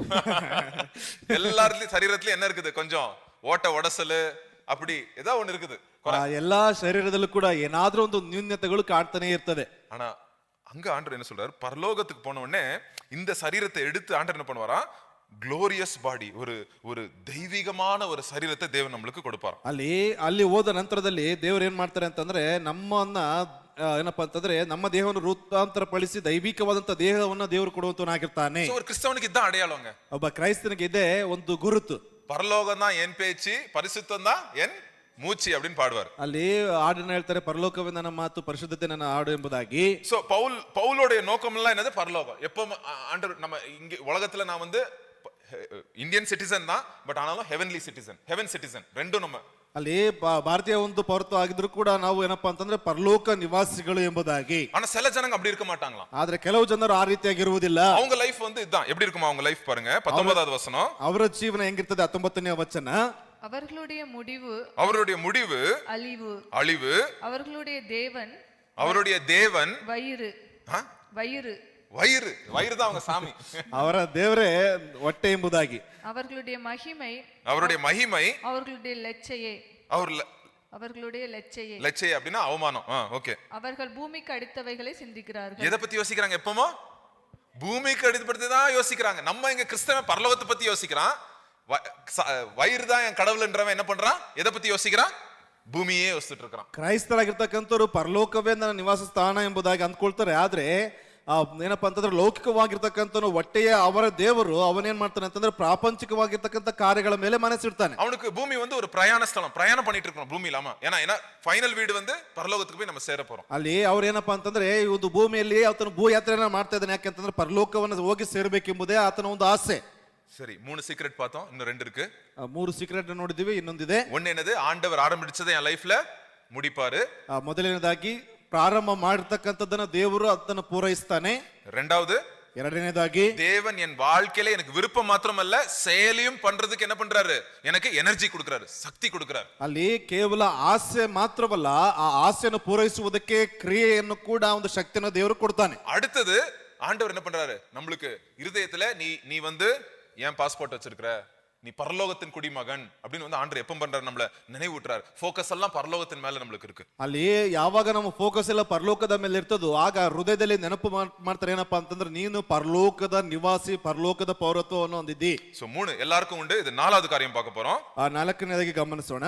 சரி, அடுத்தது இயேசு கிறிஸ்துவின் தாழ்மை சுபாவத்தை டெய்லி நம்ம பார்க்கிறோம். ಯೇಸು ಕ್ರಿಸ್ತನ ತಾಳ್ಮೆಯ ಸ್ವಭಾವವನ್ನ ಪ್ರತಿನಿತ್ಯವೂ ನಾವು ನೋಡ್ತೇವೆ. நம்ம மைண்ட் மாறுது. இத பார்க்க ஏசப்பா சிலுவையை பார்க்க நம்ம மைண்ட் மாறுது. நம்ம இருதயம் அப்படி சேஞ்ச் ஆகுது. ಯೇಸುವಿನ ಶಿಲುಬೆಯನ್ನು ನೋಡ್ತಾ ನಮ್ಮ ಮನಸ್ಸು, ನಮ್ಮ ಚಿಂತೆಗಳು ಅದು ಬದಲಾಗ್ತಾ ಇದೆ. 2வது அதிகாரம் 5வது வசனம் படிங்க. 2ನೇ ಅಧ್ಯಾಯ 5ನೇ ವಚನ. கிறிஸ்து இயேசுவிலிருந்த சிந்தையே உங்களிலும் இருக்க கடவது. அவர் தேவனுடைய ரூபமாயிருந்தும் தேவனுக்கு சமமாயிருந்தும் கொள்ளையாடின பொருளாக எண்ணாமல் தம்மை தாமே வெறுமையாக்கி அடிமையாகி மனுஷர் சாயலானார். போதும். தன்னை தான் தாழ்த்தினார், சிறுவை பரிந்தும் தன்னை தாழ்த்தினார் அப்படின்றது நம்ம படிக்கிறோம். ಅಲ್ಲಿ ದಾಸನ ರೂಪವನ್ನು ಧರಿಸಿಕೊಂಡು ಮನುಷ್ಯರಿಗೆ ಸದೃಶನಾದನು ಎಂಬುದಾಗಿ. சோ பாருங்க, தாழ்மைனா இதாங்க. ತಾಳ್ಮೆ ಅಂದ್ರೆ ಇದೇನೆ. இதோட மேல தாழ்மை எங்கேயும் இல்ல. ஏசப்பாவை நீங்க பாருங்க அப்படின்னு சொல்றாரு. இயேசு கிறிஸ்துல இந்த மைண்ட் செட் தான் இருந்துச்சு. இந்த மைண்ட் உங்களுக்கும் இருக்கணும் அப்படின்னு ஆசைப்படுறாரு அப்போஸ்தலன் பவுல். ಅಲ್ಲಿ ಅಪೊಸ್ತಲ ಅಂತ ಪೌಲನು ಆಸೆ ಪಡ್ತಾ ಇದ್ದಾನೆ, ಯೇಸು ಕ್ರಿಸ್ತನಿಗಿದ್ದಂತ ಮನಸ್ಥಿತಿ ಆತನ ಈ ರೀತಿಯಾದಂತ ರೀತಿಯಲ್ಲಿ ನೀವು ಇರಲ್ಪಡಬೇಕು ಎಂಬುದಾಗಿ. ஆண்டவர் கூட ஈக்குவலா இருந்தார் ஏசப்பா. ದೇವರಿಗೆ ಸರಿ ಸಮಾನನಾಗಿದ್ದ. யாராவது சொன்னாங்கன்னா இயேசு கிறிஸ்து கொஞ்சம் ஆண்டவரோட கம்மி, யெகோவாவோட கம்மின்னு சொன்னாங்கன்னா இந்த வசனத்தை காட்டுங்க. ஈக்குவல் வித் காட், ஈக்குவலா இருந்தார். யார் கூட? யெகோவா தேவன் கூட ಈಕ್ವಲ್ ಅಂದಾರೆ ಯೇಸು ಕ್ರಿಸ್ತ. ಯಾರಾದ್ರೂ ದೇವರಿಗಿಂತ ಸ್ವಲ್ಪ ಕಡಿಮೆ ಆಗಿದೆ ಎಂಬುದಾಗಿ ಹೇಳಿದ್ರೆ ಈ ಒಂದು ವಚನ ತೋರಿಸ್ರಿ, ದೇವರಿಗೆ ಸರಿ ಸಮಾನನಾಗಿ ಕಾಣಿಸಿಕೊಳ್ಳಲ್ಪಟ್ಟಿದ್ದ. ஆனாலும் அந்த மகிமையை அந்த அதிகாரத்தை உபயோகப்படுத்தல ஏசப்பா. ಆದ್ರೂ ಕೂಡ ಆ ಮಹಿಮೆಯ ಪದವಿಯನ್ನ ಆತನು ಉಪಯೋಗಿಸಲ್ಪಡಲಿಲ್ಲ. தன்னைத்தான் வெறுமையாக்கி எம்டி பண்ணிட்டாராம். எம்டி பண்ணி மனுஷ ரூபமாயி ஒரு வேலைக்காரன் போல உலகத்துக்கு வந்தாராங்க, மனுஷனுடைய கால கழுவுறதுக்கு. ಅಲ್ಲಿ ತನ್ನನ್ನು ತಾನು ಬರಿದು ಮಾಡಿಕೊಂಡು ದಾಸನ ರೂಪವನ್ನು ಧರಿಸಿಕೊಂಡು ಮನುಷ್ಯರಿಗೆ ಸದೃಶನಾಗಿ ಕಾಣಿಸಿಕೊಳ್ತಾನೆ. இதோட தாழ்மையான காரியத்தை நம்ம யோசிக்க முடியுமா? ಇದಕ್ಕಿಂತ ತಾಳ್ಮೆಯ ಮನಸ್ಥಿತಿಯ ಒಂದು ಕಾರ್ಯಗಳನ್ನ ಗಮನಿಸೋದಕ್ಕಾಗ್ತದಾ? சில பேர் பாப்பாங்க, ஐயோ எங்க சிஎம் சார் அவர் வந்து எவ்வளவு பெரியவர், அவர் சிஎம் வந்து இப்படி போட்டாருங்க கை, என்ன தாழ்மைங்க அந்த சிஎம்க்கு அப்படின்னு சொல்லுவாங்க. ಕೆಲವರು ಹೇಳ್ತಾರೆ ಅವರು ಎಷ್ಟು ದೊಡ್ಡದಾಗಿರ್ತಕ್ಕಂಥ ಸಿಎಂ, ಅವ್ರು ಬಂದ್ಬಿಟ್ಟು ಈ ರೀತಿ ಕೈಯನ್ನು ಮುಗಿದು ಕೇಳ್ಕೊಂಡ್ರು. அவர் ஏன் கை போடுறாரு இப்படி உங்களுக்கு? ಅವ್ರು ಯಾಕೆ ನಿಮ್ಗೆ ಈ ರೀತಿ ಕೈ ಮುಗಿತಾರೆ? ஏன்னா நீங்க விரல்ல ஓட்டு போடுவீங்க, குத்துவீங்க, அதுக்கு தான் அவர் எதிர்பார்க்கறாரு. ಯಾಕೆಂದ್ರೆ ಅದೇ ಬೆರಳಿನಿಂದ ನೀವು ಅವರಿಗೆ ಓಟನ್ನು ಹಾಕ್ತೀರಿ, ಆ ಕಾರಣಕ್ಕಾಗಿ. உங்க வீட்ல வந்து கஞ்சி சோறு கூட சாப்பிடுவார் அவர், ஓட்டு போடுறீங்கன்னா. ನೀವು ಓಟ್ ಹಾಕ್ತೀರಿ ಅಂತಂದ್ರೆ ನಿಮ್ಮ ಮನೆಗೆ ಬಂದು ಗಂಜಿಯನ್ನು ಕೂಡ ಊಟ ಮಾಡ್ತಾರೆ. ஆனா எது எதிர்பார்க்காத இயேசு கிறிஸ்து. ಆದ್ರೆ ಯಾವುದನ್ನು ಕೂಡ ಎದುರು ನೋಡದಿರ್ತಕ್ಕಂಥ அவருக்கு நம்ம ஒண்ணும் கொடுக்க முடியாது. அவர் செய்த காரியத்துக்கு நம்ம ஒண்ணும் ஈடாக கொடுக்க முடியாது. ಅವರು ಮಾಡಿದ ಕಾರ್ಯಕ್ಕೆ ಯಾವುದು ಕೂಡ ಈಡಾಗಿ ಕೊಡುವುದಕ್ಕೆ ಆಗಲಿದೆ. பரலோகத்தின் மகிமையை விட்டு நம்ம இதயத்துல வந்து வாசம் செய்றார். ಪರಲೋಕದ ಮಹಿಮೆಯನ್ನು ಬಿಟ್ಟು ನಮ್ಮಲ್ಲಿ ಅದನ್ನು ವಾಸ ಮಾಡ್ತಾ ಇದ್ದಾನೆ. இதை நீங்க கவனிங்க அப்படின்னு அப்போஸ்தலன் பவுல் ಇದನ್ನ ಗಮನಿಸಿ ಎಂಬುದಾಗಿ ಅಪೊಸ್ತಲನಾದ ಪೌಲನು ಹೇಳ್ತಾ ಇದ್ದಾರೆ. டெய்லி சிலுவையை பத்தி தியானிங்க. ಪ್ರತಿನಿತ್ಯವೂ ಶಿಲುಬೆಯ ಕುರಿತಾಗಿ ಧ್ಯಾನಿಸ್ರಿ. உங்களை யாராவது கிண்டல் பண்ணிட்டாங்கன்னா உடனே இயேசு கிறிஸ்துவ சிலுவையில கிண்டல் பண்ணத பத்தி தியானிங்க. ನಿಮ್ಮನ್ನ ಯಾರಾದ್ರೂ ಅಪಹಾಸ್ಯಕ್ಕೆ ಗುರಿ ಮಾಡ್ತಾ ಇದ್ದಾರೆ ಅಂತಂದ್ರೆ ತಕ್ಷಣವಾಗಿ ಯೇಸುವನ್ನ ಅಪಹಾಸ್ಯ ಮಾಡಿರ್ತಕ್ಕಂಥದ್ದನ್ನ ಶಿಲುಬೆ ಮೇಲೆ ಗಮನಿಸಿಕೊಳ್ಳ್ರಿ. உங்களை ஒண்ணு இல்லாதவன் அப்படின்னு திட்டிட்டாங்கன்னா உடனே இயேசு கிறிஸ்துவை திட்டினத குறித்து நீங்க தியானிங்க. ನೀನು ಯಾವುದೇ ಪ್ರಯೋಜನಕ್ಕೆ ಬಾರದೇನೆ ಎಂಬುದಾಗಿ ಹೇಳಿದಂತದನ್ನ ತಕ್ಷಣವಾಗಿ ನೀವು ನೆನಪು ಮಾಡಿಕೊಳ್ಳ್ರಿ, ಯೇಸು ಕ್ರಿಸ್ತನಿಗೆ ಅವರು ಬೈರಿರ್ತಕ್ಕಂಥದ್ದನ್ನ. அப்ப உங்க மைண்ட், உங்க ஹிருதயம் எல்லாம் சேஞ்ச் ஆகும் அப்படின்னு சொல்றாரு. ಆಗ ನಿಮ್ಮ ಮನಸ್ಸು, ನಿಮ್ಮ ಹೃದಯ ಎಲ್ಲವೂ ಬದಲಾಗ್ತಾ ಹೋಗ್ತದೆ ಎಂಬುದಾಗಿ ಹೇಳ್ತಾ ಇದ್ದಾರೆ. சோ இதான் கிறிஸ்தவனுடைய இன்னொரு சீக்ரெட், இந்த அப்போஸ்தலன் பவுலோட இன்னொரு சீக்ரெட். ಇದು ಅಪೊಸ್ತಲನಾದಂತ ಪೌಲನ ಒಂದು ರಹಸ್ಯ. கடைசியான காரியம் என்னது? ಕೊನೆಯ ಕಾರ್ಯ ಏನದು? 5வது காரியம், 5வது சீக்ரெட் என்னது? 5ನೇ ಕಾರ್ಯ, 5ನೇ ರಹಸ್ಯ, இயேசு கிறிஸ்துவோட கூட இயேசு கிறிஸ்துவை முழுவதுமாய் அறிவது. ಯೇಸು ಕ್ರಿಸ್ತನನ್ನ ಸಂಪೂರ್ಣವಾಗಿ ಪರಿಪೂರ್ಣವಾಗಿ ತಿಳಿದುಕೊಳ್ಳುವಂತದ್ದು. அறியறது மாத்திரமல்ல, அவர் வந்து நம்மளை கெட்டி பிடிக்கிறதுனால அவரோடு கூட ஐக்கியமா இருக்கிறது தாங்க ஒரு அருமையான கிறிஸ்தவ வாழ்க்கை. ಅಲ್ಲಿ ತಿಳಿದುಕೊಳ್ಳುವಂತದ್ದು ಮಾತ್ರವಲ್ಲ, ಅವರನ್ನ ಏನಪ್ಪಾ ಅಂತಂದ್ರೆ ಅಪ್ಪಿಕೊಳ್ಳುವಂತದ್ದು, ಅವರೊಡನೆ ಒಂದು ಪರಿಪೂರ್ಣ ಒಂದು ತಿಳಿದುಕೊಳ್ಳುವಿಕೆ, ಅದು ನಿಜವಾದಂತದ್ದು ಎಂಬುದಾಗಿ. என்னது? 3வது அதிகாரம் 8வது வசனம். 3ನೇದ 8ನೇ ವಚನ. அது மாத்திரமல்ல, என் கர்த்தராகிய கிறிஸ்து இயேசுவை அறிகிற அறிவின் மேன்மைக்காக எல்லாவற்றையும் நஷ்டமென்று எண்ணிக்கொண்டிருக்கிறேன். நான் கிறிஸ்துவை ஆதாயப்படுத்திக் கொள்ளும்படிக்கு நியாயப்பிரமாணத்தினால் வருகிற சுய நீதியை உடையவனாயிராமல் கிறிஸ்துவை பற்றும் விசுவாசத்தினால் வருகிறதும் விசுவாசம் மூலமாய் தேவனால் உண்டாயிருக்கிறதுமான நீதியை உடையவனாயிருந்து கிறிஸ்துவுக்குள் இருக்கிறவன் என்று காணப்படும்படிக்கு இப்படி நான் அவரையும் அவருடைய உயிர்த்தெழுதலின் வல்லமையையும் அவருடைய பாடுகளின் ஐக்கியத்தையும் அறிகிறதற்கும் அவரையும் அவருடைய உயிர்த்தெழுதின் வல்லமையும் அறிகிறதுக்கும் அவருடைய பாடுகளின் ஐக்கியத்திலே அறிவதுக்கும் நான் இருக்கணும். ஏசப்பாவை நான் அவ்வளவு க்ளோஸா நான் தெரிஞ்சுக்கணும் அப்படின்னு ಆಸೆಪಡ್றார். ಅಲ್ಲಿ ಯೇಸು ಕ್ರಿಸ್ತನ ಅಷ್ಟು ಆತ್ಮೀಯವಾಗಿ ತಿಳಿದುಕೊಳ್ಳಬೇಕೆಂಬುದಾಗಿ ಆಸೆ ಪಡ್ತಾ ಇದ್ದಾನೆ. ಸೋ இந்த அளவுக்கு ஆண்டவரನ್ನ ஆழமாய் நான் புரிஞ்சுக்கணும் அப்படின்னு சொல்றார். ಇಷ್ಟರ ಮಟ್ಟಿಗೆ ಆಳವಾಗಿ ಅರ್ಥ ಮಾಡಿಕೊಳ್ಳಬೇಕು ಎಂಬುದಾಗಿ ಆಸೆ ಪಡ್ತಾ ಇದ್ದಾನೆ. என்னத்தெல்லாம் விட்டார் அப்போஸ்தலன் பவுல்ன்றது நான் ನೆಕ್ಸ್ಟ್ ಪಾಯಿಂಟ್ல நான் சொல்றேன். ಅಪೊಸ್ತಲನಾದ ಪೌಲ ಏನೆಲ್ಲ ಬಿಡಲ್ಪಟ್ಟಿದ್ದಾನೆ ಎಂಬತಕ್ಕಂತದನ್ನ ಮುಂದಿನ ಭಾಗದಲ್ಲಿ ಹೇಳ್ತೀನಿ. ஆனா இங்க 5 காரியம் சொல்றாருங்க, முக்கியமான காரியம். அது நம்ம பார்த்தோம். இப்ப 5 காரியத்தை பார்த்தோம். 5 ಕಾರ್ಯಗಳಲ್ಲಿ ಮುಖ್ಯವಾಗಿರತಕ್ಕಂತದನ್ನ ಗಮನಿಸಿದ್ವಿ. நம்ம இதயத்துல நம்ம எப்பவுமே நினைவு கூறணும், ஆண்டவர் என் வாழ்க்கையில ஆரம்பிச்சது அவர் என்ன பண்ணுவாரு, முடிப்பாரு. அதை நீங்க மறந்துடாதீங்க. இருதயம் ಮರೆದರக்கூடாது. இருதயம் ನಮ್ಮ ಹೃದಯ ಮರೆತು ಬಿಡಬಾರದು. ದೇವರು ಪ್ರಾರಂಭ ಮಾಡಿರ್ತಕ್ಕಂಥದ್ದನ್ನ ಆತನು ಏನಪ್ಪಾ ಅಂತಂದ್ರೆ ಅಂತ್ಯ ಮಾಡ್ತಾನೆ ಅಂತಕ್ಕಂಥದ್ದನ್ನ ಮರೆತು ಬಿಡಬಾರದು. இரண்டாவது, ஆண்டவர் என் இருதயத்திலே புது ஆசைகளை கொடுத்து அவர் அந்த ஆசைகளுக்கு ஏற்ற கிரியைகளே கொடுத்துட்டு இருக்கிறார் அப்படின்னு நம்ம இரண்டாவது பாயிண்ட் நம்ம பார்த்தோம். ಎರಡನೇ ಅಂಶ, ದೇವರು ನನ್ನ ಹೃದಯದಲ್ಲಿ ಆತನ ಆಸೆ ಹುಟ್ಟಿಸಲ್ಪಟ್ಟವನಾಗಿ ಆ ಆಸೆಯನ್ನ ಕಾರ್ಯಸಿದ್ಧಿಗೆ ತರುವಂತೆ ಒಂದು ಕಾರ್ಯಕ್ಕಾಗಿ ಸಹಾಯವನ್ನು ಮಾಡ್ತಾನೆ ಎಂಬುದಾಗಿ ಗಮನಿಸಿದ್ದೇವೆ. இரண்டாவது காரியம். மூணாவது காரியம், ஆண்டவர் எனக்கு ஒரு புது பாஸ்போர்ட் கொடுத்துட்டாரு, பரலோக பாஸ்போர்ட் கொடுத்துட்டாரு. நான் அவருடைய சிட்டிசன், பரலோகத்தின் குடிமகன் நான் அப்படின்ற இருதயத்துல நம்ம நம்பணுங்க. ಹೃದಯದಲ್ಲಿ ನಾವು ನಂಬಲ್ಪಡಬೇಕಾಗಿರ್ತಕ್ಕಂಥದ್ದು ದೇವರು ಪರಲೋಕದ ಪೌರತ್ವವನ್ನ ನಮಗಾಗಿ ಆತನು ಕೊಡಲ್ಪಟ್ಟಿದ್ದಾನೆ ಎಂಬುದಾಗಿ. அடுத்தது, டெய்லி இயேசு கிறிஸ்துவோட தாழ்மையை அவர் சிலுவை மூலியமாய் நம்ம அனுபவித்து அதை தியானம் பண்ணும்போது நம்ம இருதயம் மாறுங்க. ಅಲ್ಲಿ ಯೇಸು ಕ್ರಿಸ್ತನ ಒಂದು ಪ್ರತಿನಿತ್ಯವೂ ಆತನ ಶಿಲುಬೆಯ ತಾಳ್ಮೆಯನ್ನ ನಾವು ಧ್ಯಾನಿಸಲ್ಪಡುವಾಗ ಒಂದು ಮನತಾಳ್ಮೆ ನಮ್ಮಲ್ಲಿ ಬರುವಂತದ್ದಾಗಿರ್ತದೆ. கடைசியாக இயேசு கிறிஸ்துவை ஆழமாய் அறிவது, அவருடைய அன்பின் ஆழம் அகலம் அதோட உயரத்தை நம்ம டெய்லி நம்ம ஆண்டருக்குள்ள வேர்கொள்ளும் போது அது ஆழத்தை நம்ம அறிஞ்சிட்டே இருக்கிறது, அதிகமாய் ஆண்டரை புரிஞ்சுக்கிட்டு இருக்கிறது. ಅಲ್ಲಿ ಯೇಸುವಿನ ಪ್ರೀತಿಯನ್ನ, ಅದರ ಆಳ ಅಗಲ ಉದ್ದವನ್ನ ಪ್ರತಿನಿತ್ಯವೂ ನಾವು ಧ್ಯಾನಿಸಲ್ಪಡುವಾಗ ಅದರ ಆಳ ಅಗಲವನ್ನ ನಾವು ತಿಳಿದುಕೊಳ್ಳುವಂತದಕ್ಕೆ ಸಾಧ್ಯವಾಗ್ತದೆ. இப்ப தெரிஞ்சுச்சா? ಈಗ ಅರ್ಥ ಆಗ್ತದಲ್ವಾ எப்படி அவர் மைண்ட் இருக்குது, அவர் இதயத்துல என்ன யோசிக்கிறாரு? அவர் இதயத்துல இருக்கிறதுனாலதான் இவருக்கு என்ன பண்ணுது, இப்ப தைரியமா சொல்றாரு, கர்த்தருக்குள் என்னவாருங்க, மகிழ்ச்சியா இருங்கள், சந்தோஷமா இருங்கள் அப்படின்னு சொல்றாரு அவர். ಹಾಗಾಗಿ ಅವರ ಹೃದಯದಲ್ಲಿ ಆ ಒಂದು ಕಾರ್ಯಗಳು ಇದ್ದಂತ ಕಾರಣದಿಂದಾಗಿ ಯಾವಾಗಲೂ ಕರ್ತನಲ್ಲಿ ಸಂತೋಷಿಸಿರಿ ಎಂಬುದಾಗಿ ಹೇಳ್ತಾ ಇದ್ದಾರೆ. என்ன கஷ்டம் வந்தாலும் சகிக்க முடியுது. ಯಾವುದೇ ಕಷ್ಟ ಬಂದ್ರೂ ಕೂಡ ಸಹಿಸಿಕೊಳ್ಳೋದಕ್ಕೆ ಸಾಧ್ಯ. கப்பல்ல போறாரு, சுவிசேஷம் சொல்ல கப்பல் உடைஞ்சிருது, சந்தோஷமா இருக்கிறார். ಅಲ್ಲಿ ಹಡಗಿನಲ್ಲಿ ಹೋಗ್ತಾ ಇದ್ದಾರೆ, ಸುವಾರ್ತೆ ಸಾರುವುದಕ್ಕೆ ಒಡೆದು ಹೋಗ್ತಾ ಇದೆ, ಆದ್ರೂ ಕೂಡ ಸಂತೋಷ ಉಳ್ಳವರಾಗಿದ್ದಾರೆ. கல்லடிக்கிறாங்க, கல்லடிச்சு சாவடிச்சு பாடி மாதிரி செத்த பாடி மாதிரி பெண மாதிரி அவர் இழுத்துட்டு ஊர் வெளியே தூக்கி போடுறாங்க அந்த பாடிய, அப்போஸ்தலன் பவுலோட பாடிய. சந்தோஷமா இருக்கிறார். ಅಲ್ಲಿ ಕಲ್ಲೆಸೆದು ಅವ್ರನ್ನ ಕೊಂದು ಏನಪ್ಪಾ ಅಂತಂದ್ರೆ ಸತ್ತು ಹೋದಂತ ಪರಿಸ್ಥಿತಿಯಲ್ಲಿ ಅವರ ದೇಹವನ್ನ ಎಳೆದು ಆಚೆ ಆಗ್ತಾ ಇದ್ದಾರೆ, ಆದ್ರೂ ಕೂಡ ಸಂತೋಷ ಉಳ್ಳವನಾಗ್ತಾನೆ. கேலி சொல்றாங்க, நீ ஒரு பைத்தியக்காரன், நீ ரொம்ப படிச்சிட்ட, நீ ஒரு பெரிய புக் நிறைய படிச்சிட்ட, நீ ஒரு பைத்தியக்காரன் சொல்றாரு, அவர் சந்தோஷமா இருக்கிறார். ಆದ್ರೆ ನೀನು ಅಧಿಕ ಏನಪ್ಪಾ ಅಂತಂದ್ರೆ ಪುಸ್ತಕಗಳನ್ನು ಓದಿ ನೀನು ಹುಚ್ಚರಾಗಲ್ಪಟ್ಟಿದೆ ಎಂಬುದಾಗಿ ಗೇಲಿ ಮಾಡ್ತಾ ಇದ್ದಾರೆ, ಆದ್ರೂ ಕೂಡ ಸಂತೋಷ ಉಳ್ಳವನಾಗಿದ್ದಾನೆ. இப்ப தெரிஞ்சுச்சா அந்த சீக்ரெட் என்னன்னு இதுல? ஏன்னா அவர் இந்த 5 காரியத்தை ஆண்டவர் முடிப்பார் என் லைஃப்ல, ஆண்டவர் எனக்குள்ள கிரியை செய்து கொண்டிருக்கிறார், நான் பரலோக குடிமகன், நான் ஆண்டவருடைய இயேசு கிறிஸ்துவோட தாழ்மையை நான் டெய்லி நான் பாக்குறேன் அப்படின்னு அவர் நினைவு கூர்ந்து அவர் இருதயத்திலே அது அப்படியே ஊறிடுச்சு. ஊர்னதுனால அவர் வாழ்க்கையிலே அவர் மைண்ட் டிஃபரெண்டா யோசிக்குது. நம்மள மாதிரி யோசிக்க மாட்டேங்குது, வேற மாதிரி யோசிக்குது அப்போஸ்தலன் பவுலோட யோசனைகள். ಅಲ್ಲಿ ಅಪೊಸ್ತಲನಾದ ಪೌಲನ ಯೋಚನೆಗಳೇನಪ್ಪಾ ಅಂತಂದ್ರೆ ಈ ಒಂದು ಕಾರ್ಯಗಳನ್ನ ಆಳವಾಗಿ ಅರಿತುಕೊಂಡಂತ ಕಾರಣದಿಂದಾಗಿ ವ್ಯತಿರಿಕ್ತವಾಗಿ ಆತನು ಯೋಚಿಸುವುದಕ್ಕೆ ಸಾಧ್ಯವಾಗ್ತಾ ಇದೆ. அடுத்த 5 பாயிண்ட் சொல்லி நான் முடிச்சிட போறேன். அதுக்கு போறதுக்கு முன்னாடி ஒரு கேள்வியை நான் கேட்க போறேன். 5 ಅಂಶಗಳನ್ನ ಹೇಳಿ ಮುಗಿಸ್ತೀನಿ. ಅದಕ್ಕೆ ಮುಂಚಿತವಾಗಿ ಒಂದು ಪ್ರಶ್ನೆ ಕೇಳ್ತಾ ಇದ್ದೀನಿ. சோ உங்க லைஃப்ல உங்க ஆட்டிட்யூட் எப்படி இருக்கு? கஷ்டங்கள் வரும்போது, ஸ்ட்ரெஸ் வரும்போது, பிரச்சனைகள் வரும்போது நீங்க எப்படி யோசிக்கிறீங்க? உங்க ஆட்டிட்யூட், உங்க மனத்தாண்மை, மனோபாவாந்தர மனத்தாண்மை, உங்க ஆட்டிட்யூட், உங்க மனத்தாண்மை எப்படி இருக்கு? பாசிಟಿவா இருக்கா, ನೆಗೆಟಿவா இருக்கா? ಅಲ್ಲಿ ಈ ರೀತಿಯಾದಂತ ಕಷ್ಟಗಳು, ವೇದನೆಗಳು ಬರುವಂತ ಸಮಯದಲ್ಲಿ ನಿಮ್ಮ ಮನೋಭಾವನೆಗಳು ಯಾವ ರೀತಿಯಾಗಿ ಸಕಾರಾತ್ಮಕವಾಗಿದೆ ಅಥವಾ ನಕಾರಾತ್ಮಕವಾಗಿದೆಯಾ? கொஞ்சம் யோசிங்க, நான் டைம் தரேன். ಸ್ವಲ್ಪ ಯೋಚಿಸ್ರಿ. ஏன் நெகட்டிவ் ஆயிரும்? ಯಾಕೆ ಅದು ನಕಾರಾತ್ಮಕವಾಗಿರ್ತದೆ? ஏன் கவலைப்பட்டுட்டு இருக்கோம் தேவையில்லாம?